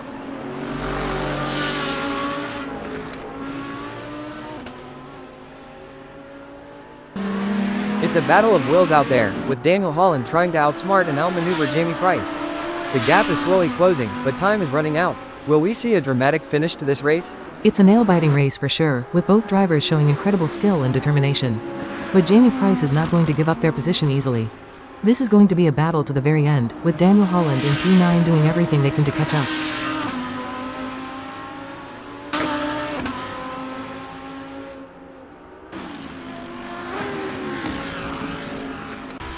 The race is heating up as Baldilocks in 11th closes in on Maximilian Turbin. The gap is just over a second, and I'm sure they are going to do everything possible to try and close the distance. They're not giving up without a fight.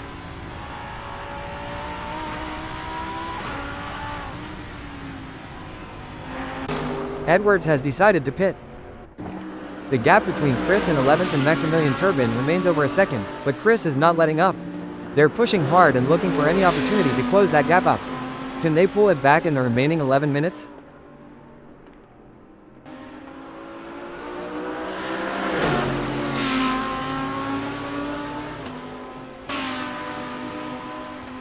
It's game on now. Chris has closed the gap to Turbin. It's now down to 0.6 seconds. This is where the race gets really exciting. Both drivers will be pushing to the limit to gain the advantage. It looks like Daniel Holland is pushing hard to catch up to Jamie Price. The gap is over a second, but Daniel Holland is not giving up just yet. Can they close the distance and make a move on Jamie Price? Absolutely. Daniel Holland in 9th will need to be patient and carefully work to reduce that gap without overdriving it, as they can't afford to take unnecessary risks and risk an off or damaging their car.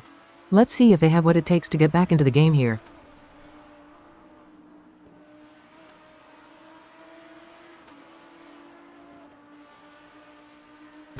This is where the race gets really interesting.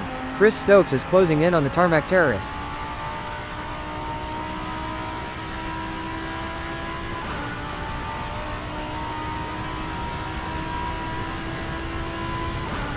The gap between Chris and Maximilian is widening. It's now up to 0.4 seconds.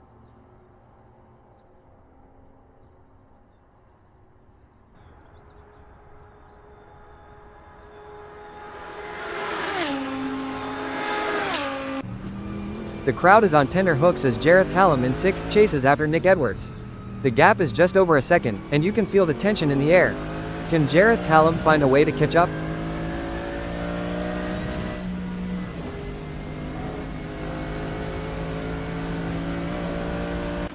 It's looking good for Jamie Price, sitting in 8th. Yes, but they have to keep their focus and drive with intensity. There's still a long way to go in this race. Jamie has pulled into the pits. It doesn't seem like things are going to plan for Hallam as they have a big gap ahead of them to close at this point in time. They certainly aren't going to be close enough to mount any kind of challenge soon unless it's down to a mistake from Nick.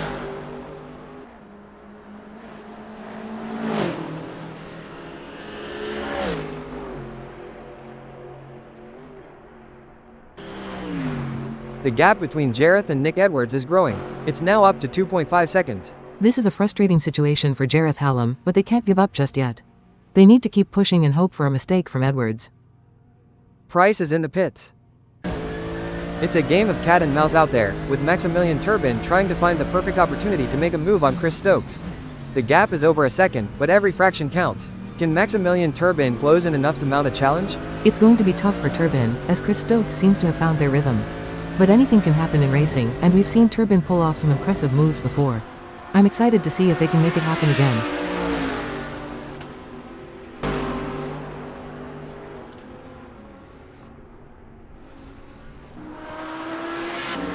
It's all about consistency for Stokes, who is currently 9th.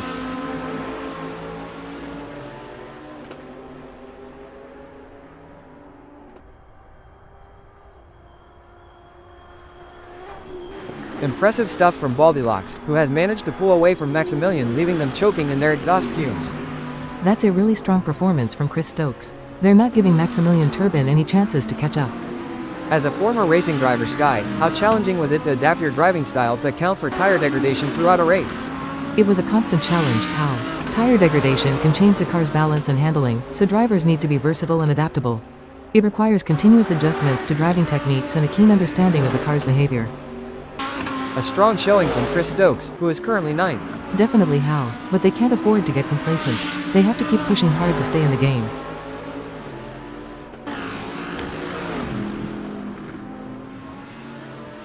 Great driving from Baldilocks, who has just gained a place and moved up to 8th.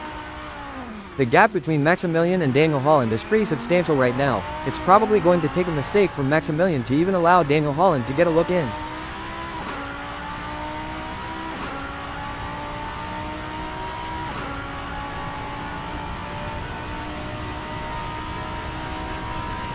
The best laid plans of mice and men husk sky, but it's certainly not going to plan for Daniel Holland right now as they are struggling to keep up with Turbin.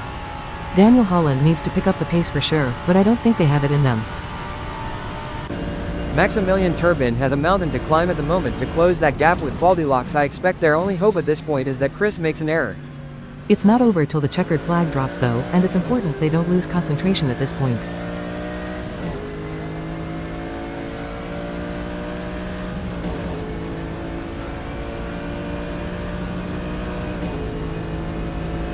The tarmac terrorist is trying their best, but can't seem to find the pace to keep up with Chris Stokes at the moment. Stokes is placed 8th at the moment.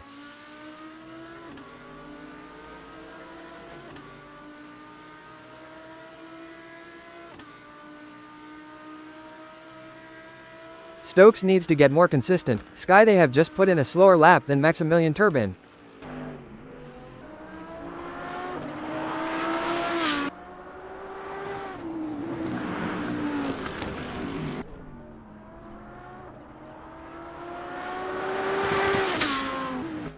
Things don't seem to be going the tarmac terrorists' way in this race, as that's a big gap they'll have to close to even be in with a shout for gaining a place here.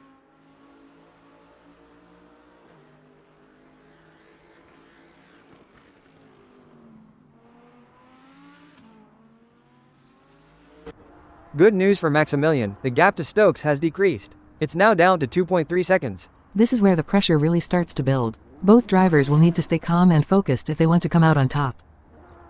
A solid performance from Mankai, who is holding down 4th. That's right. They can't afford to make any mistakes or let up in their performance. Every point counts in this championship. This is where the skill and experience of the drivers really come into play. Jareth Hallam will need to keep pushing, even when the gap seems insurmountable. It's not over until the checkered flag drops. It's moments like these that make motorsports so exciting. We're witnessing a battle of skill and strategy between two great drivers, with Jareth Hallam in 5th determined to catch up. But we know Nick Edwards isn't just going to hand it to them on a plate. Jareth Hallam is going to have to take it. It should be an interesting battle to watch as long as they can close that gap. It's a classic case of chasing down the car ahead for Maximilian, who is currently in P8. But Chris Stokes is not making it easy, and the gap remains over a second. This will require some expert driving from Maximilian Turbin. Indeed, the tension is palpable as Turbin tries to reel in Chris Stokes. But Chris Stokes is not making it easy, maintaining a consistent pace. Can Maximilian Turbin find some extra pace to bring the fight to Baldilocks? The tension is building as Daniel Holland trails behind Maximilian Turbin. The gap is slowly but surely decreasing, and the pressure is mounting. Can Maximilian Turbin hold on, or will Daniel Holland be able to close them down?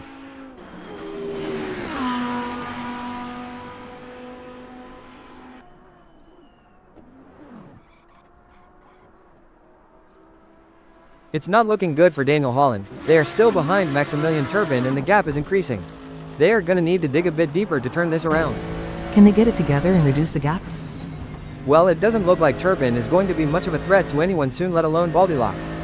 Every race adds to a driver's experience, both good and bad. It just highlights that Maximilian is going to have to get more serious with practice if they don't want to be outclassed on the circuit. It's looking good for Mitchell, sitting in 13th. It looks like Josh Mitchell has been called into the pits. It's a battle of wills out there, with Turbin trying to outsmart and outmaneuver Chris Stokes. The gap is slowly closing, but time is running out. Will we see a dramatic finish to this race? It's a nail-biting race for sure, with both drivers showing incredible skill and determination. But Chris Stokes is not going to give up their position easily. This is going to be a battle to the very end, with Maximilian Turbin in P8 doing everything they can to catch up.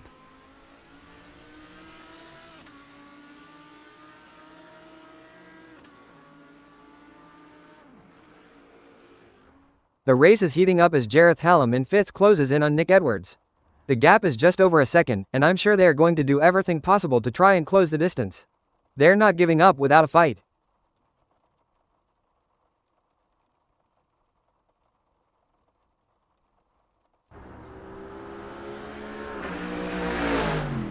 It looks like we might get a battle between Jareth Hallam and Edwards.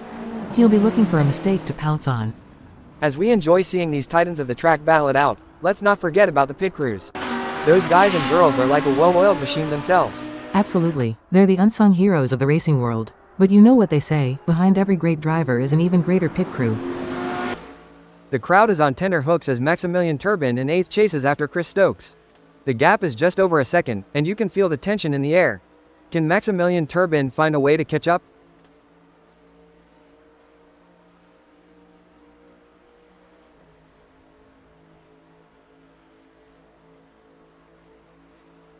The tarmac terrorist has just put in a faster lap than Chris, so that's going to give them something to worry about.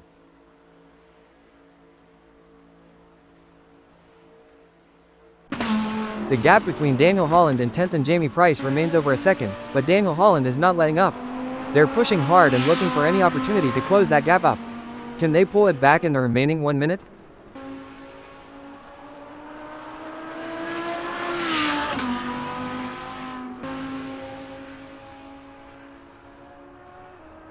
It's not going to plan for Daniel Holland. They are still behind Jamie Price and the gap is increasing. I don't think they have an answer for this right now. You know, Sky, I've always wondered, how do racing drivers stay so cool and collected under such immense pressure? Well, Hal, it comes down to mental strength and training. Drivers often work with sports psychologists and practice techniques like meditation and visualization to help them stay calm and focused during high-pressure situations. Things are going according to plan for Fauvarg, who is currently second. Absolutely, and they need to keep driving with determination to stay in that position.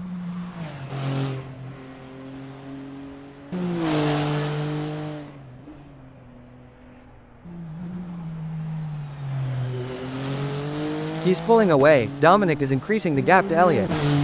You can feel the tension in the air. The drivers are all focused, putting everything on the line for a chance at victory, pushing themselves and their machines to the limit.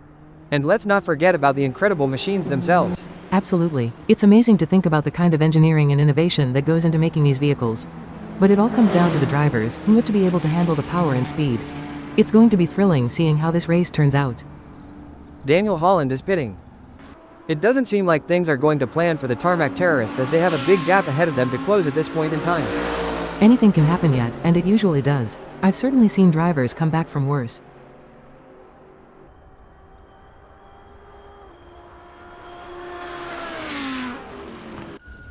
It looks like Daniel is pushing hard to catch up to Jareth Hallam. The gap is over a second, but Daniel is not giving up just yet. Can they close the distance and make a move on Jareth Hallam? It's a classic case of chasing down the car ahead for Norton, who is currently in P3. But Dominic Fauvarg is not making it easy, and the gap remains over a second.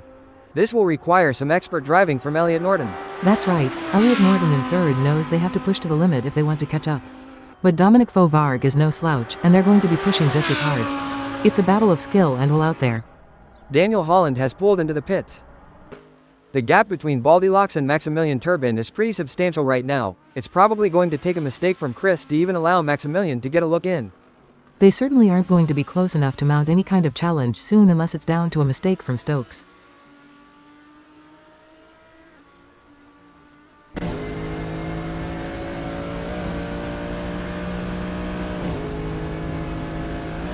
The gap between Turbin and Chris is widening.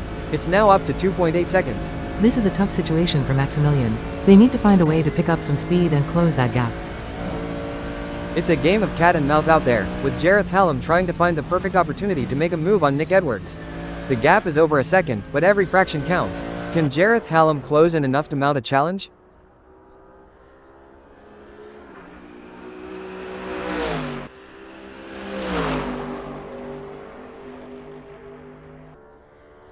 The gap between Hallam and Nick Edwards is growing. It's now up to 13.9 seconds. This is where the mental toughness of Jareth Hallam comes into play. They need to try push, even when things aren't going their way. The tension is building as Maximilian trails behind Chris Stokes. The gap is slowly but surely decreasing, and the pressure is mounting. Can Chris Stokes hold on, or will Maximilian Turbin be able to close them down? What a move! Maximilian has moved up to 6th. Yes, Turbin is driving with real precision, and it's paying off. It's a battle of wills out there, with Stokes trying to outsmart and outmaneuver Maximilian Turbin. The gap is slowly closing, but time is running out. Will we see a dramatic finish to this race? It's going to be tough for Baldilocks, as Maximilian Turbin seems to have found their rhythm. But anything can happen in racing, and we've seen Goldilocks pull off some impressive moves before. I'm excited to see if they can make it happen again.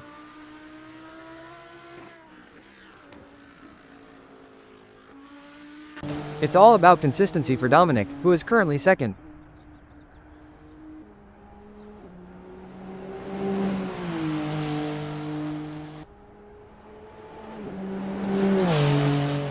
He can't hold on. Dominic Fovarg is losing time to Norden.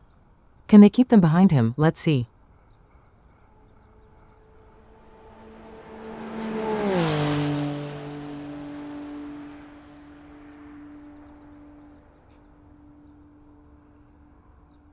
A strong showing from the tarmac terrorist, who is currently sixth.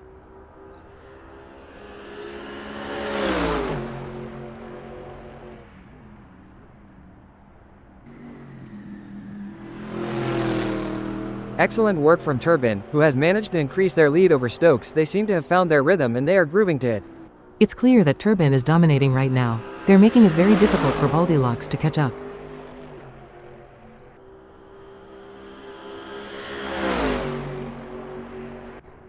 A solid performance from Philip Kunz, who is holding down first. Definitely, but they can't get too comfortable. There are plenty of other drivers who are gunning for that position, and Kuntz has to keep pushing to stay on the pace.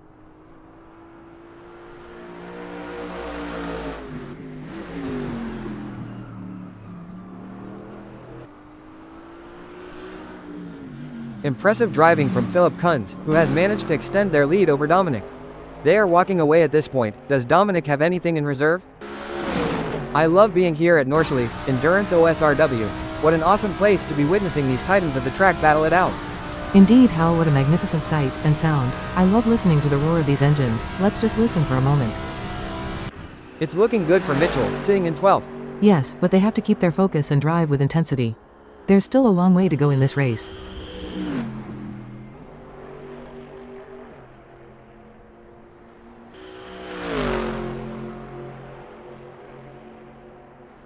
It seems like Mitchell is struggling. They are not able to maintain their pace.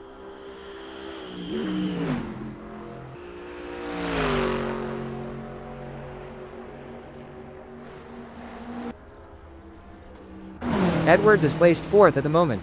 Definitely, Hal, but they can't afford to get complacent. They have to keep pushing hard to stay in the game.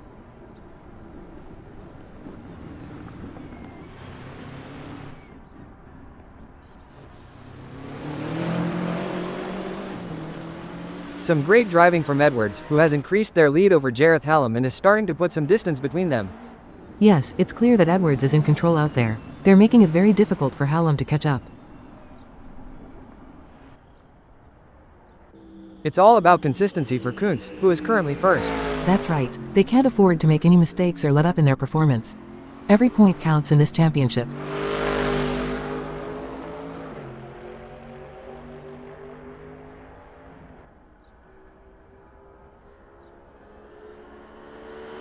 A commanding performance from Kuntz, who has increased their lead over Dom, putting them firmly in their rear-view mirrors. How do racing drivers, like yourself back in the day, Sky, train themselves to maintain concentration for long periods of time? Mental training is a huge part of a driver's preparation, Hal. Techniques like meditation, visualization, and working with sports psychologists can help drivers build their mental endurance for a race. Things are going according to plan for Dominic, who is currently second. Definitely, but they can't get too comfortable. There are plenty of other drivers who are gunning for that position, and Dom has to keep pushing to stay on the pace.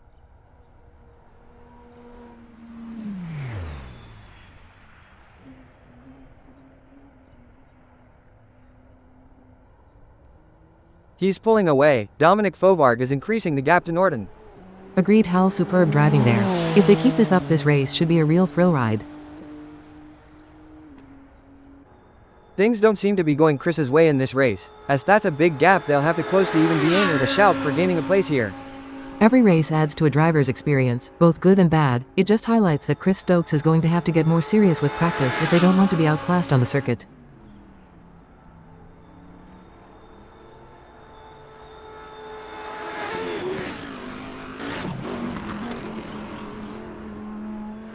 The gap between Goldilocks and Maximilian is getting smaller.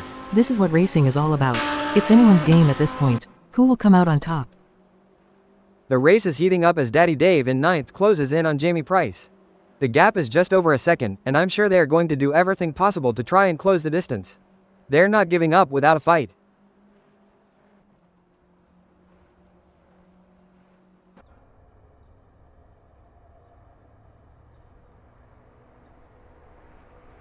David Constable Barry is pushing hard and has reduced the gap to Jamie Price to 19.6 seconds. We often hear drivers complaining about tire graining. Sky, can you explain what that means and how it affects car handling? Graining occurs when small rubber particles roll up on the tire surface, reducing grip and negatively affecting handling. It usually happens when the tires are not in their optimal temperature window or when a driver is pushing too hard on a cold or overworked tire. A strong showing from Edwards, who is currently 4th. Absolutely, and they need to keep driving with determination to stay in that position. A solid performance from Faux Varg, who is holding down 2nd.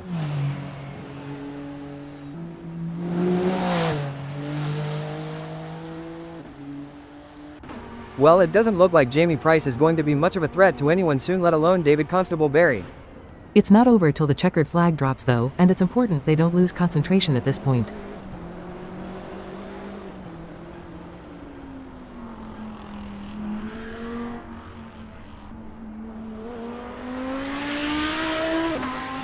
The best laid plans of mice and men husk Sky, but it's certainly not going to plan for Price right now as they are struggling to keep up with Daddy Dave. It's not over yet, but Price should get a move on if they want to catch up to David Constable Barry. The tarmac terrorist is placed 6th at the moment.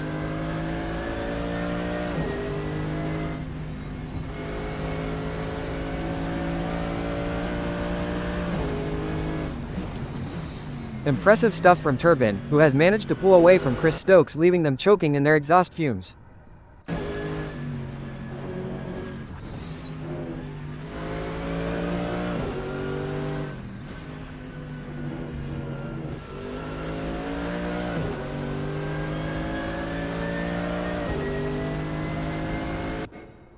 The gap between Hallam and 5th and Nick Edwards remains over a second, but Hallam is not letting up. They're pushing hard and looking for any opportunity to close that gap up. Can they pull it back in the remaining 9 minutes? It's moments like these that make motorsports so exciting. We're witnessing a battle of skill and strategy between two great drivers, with Hallam in 5th determined to catch up. But we know Edwards isn't just going to hand it to them on a plate, Hallam is going to have to take it. It should be an interesting battle to watch as long as they can close that gap.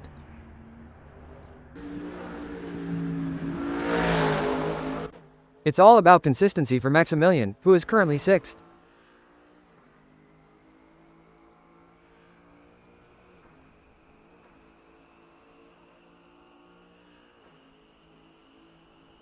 Oh no, Sky, look at this. Baldilocks is closing in on Turbin. The gap is now just 14.6 seconds. They need to step up their game and start pulling away again. Philip is on fire in the last sector. They'll be the ones celebrating at the finish line.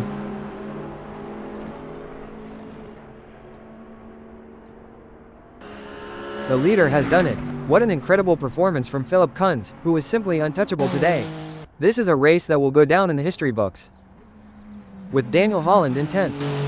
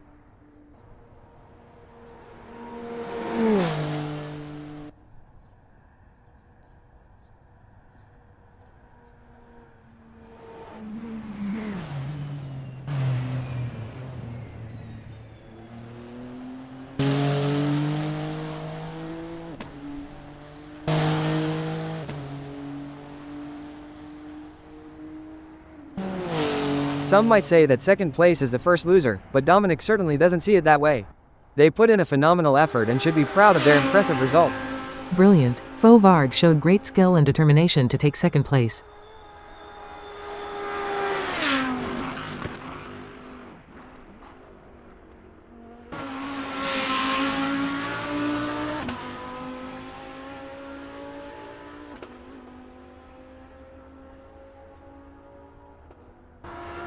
What a race from Elliott Norton, showing their skill and determination for a great third-place finish.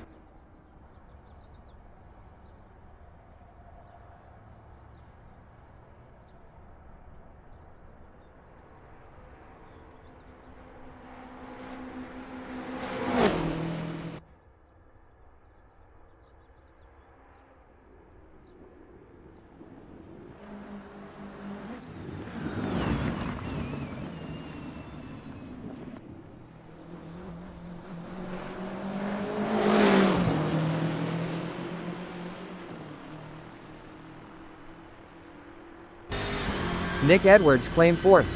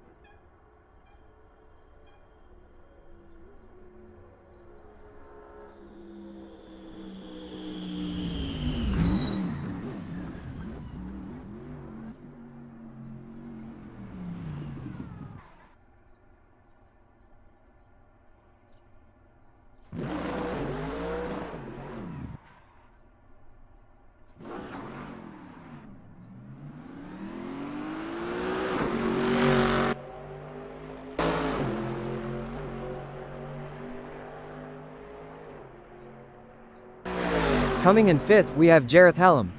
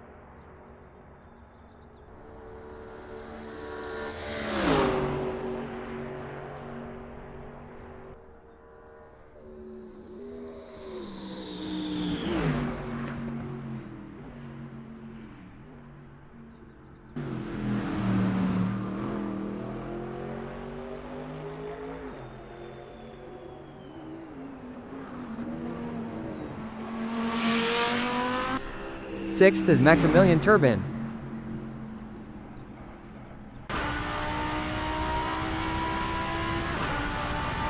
Chris Stokes in seventh.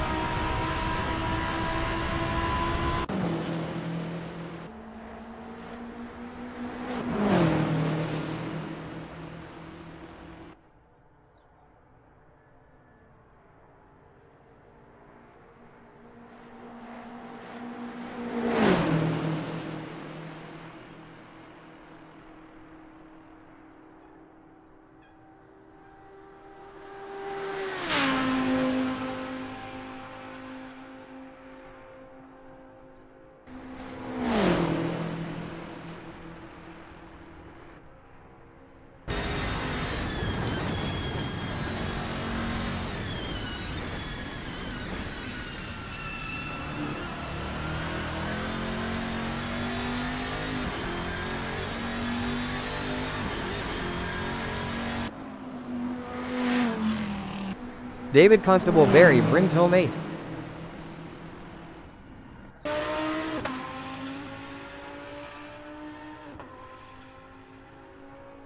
Jamie Price end in ninth.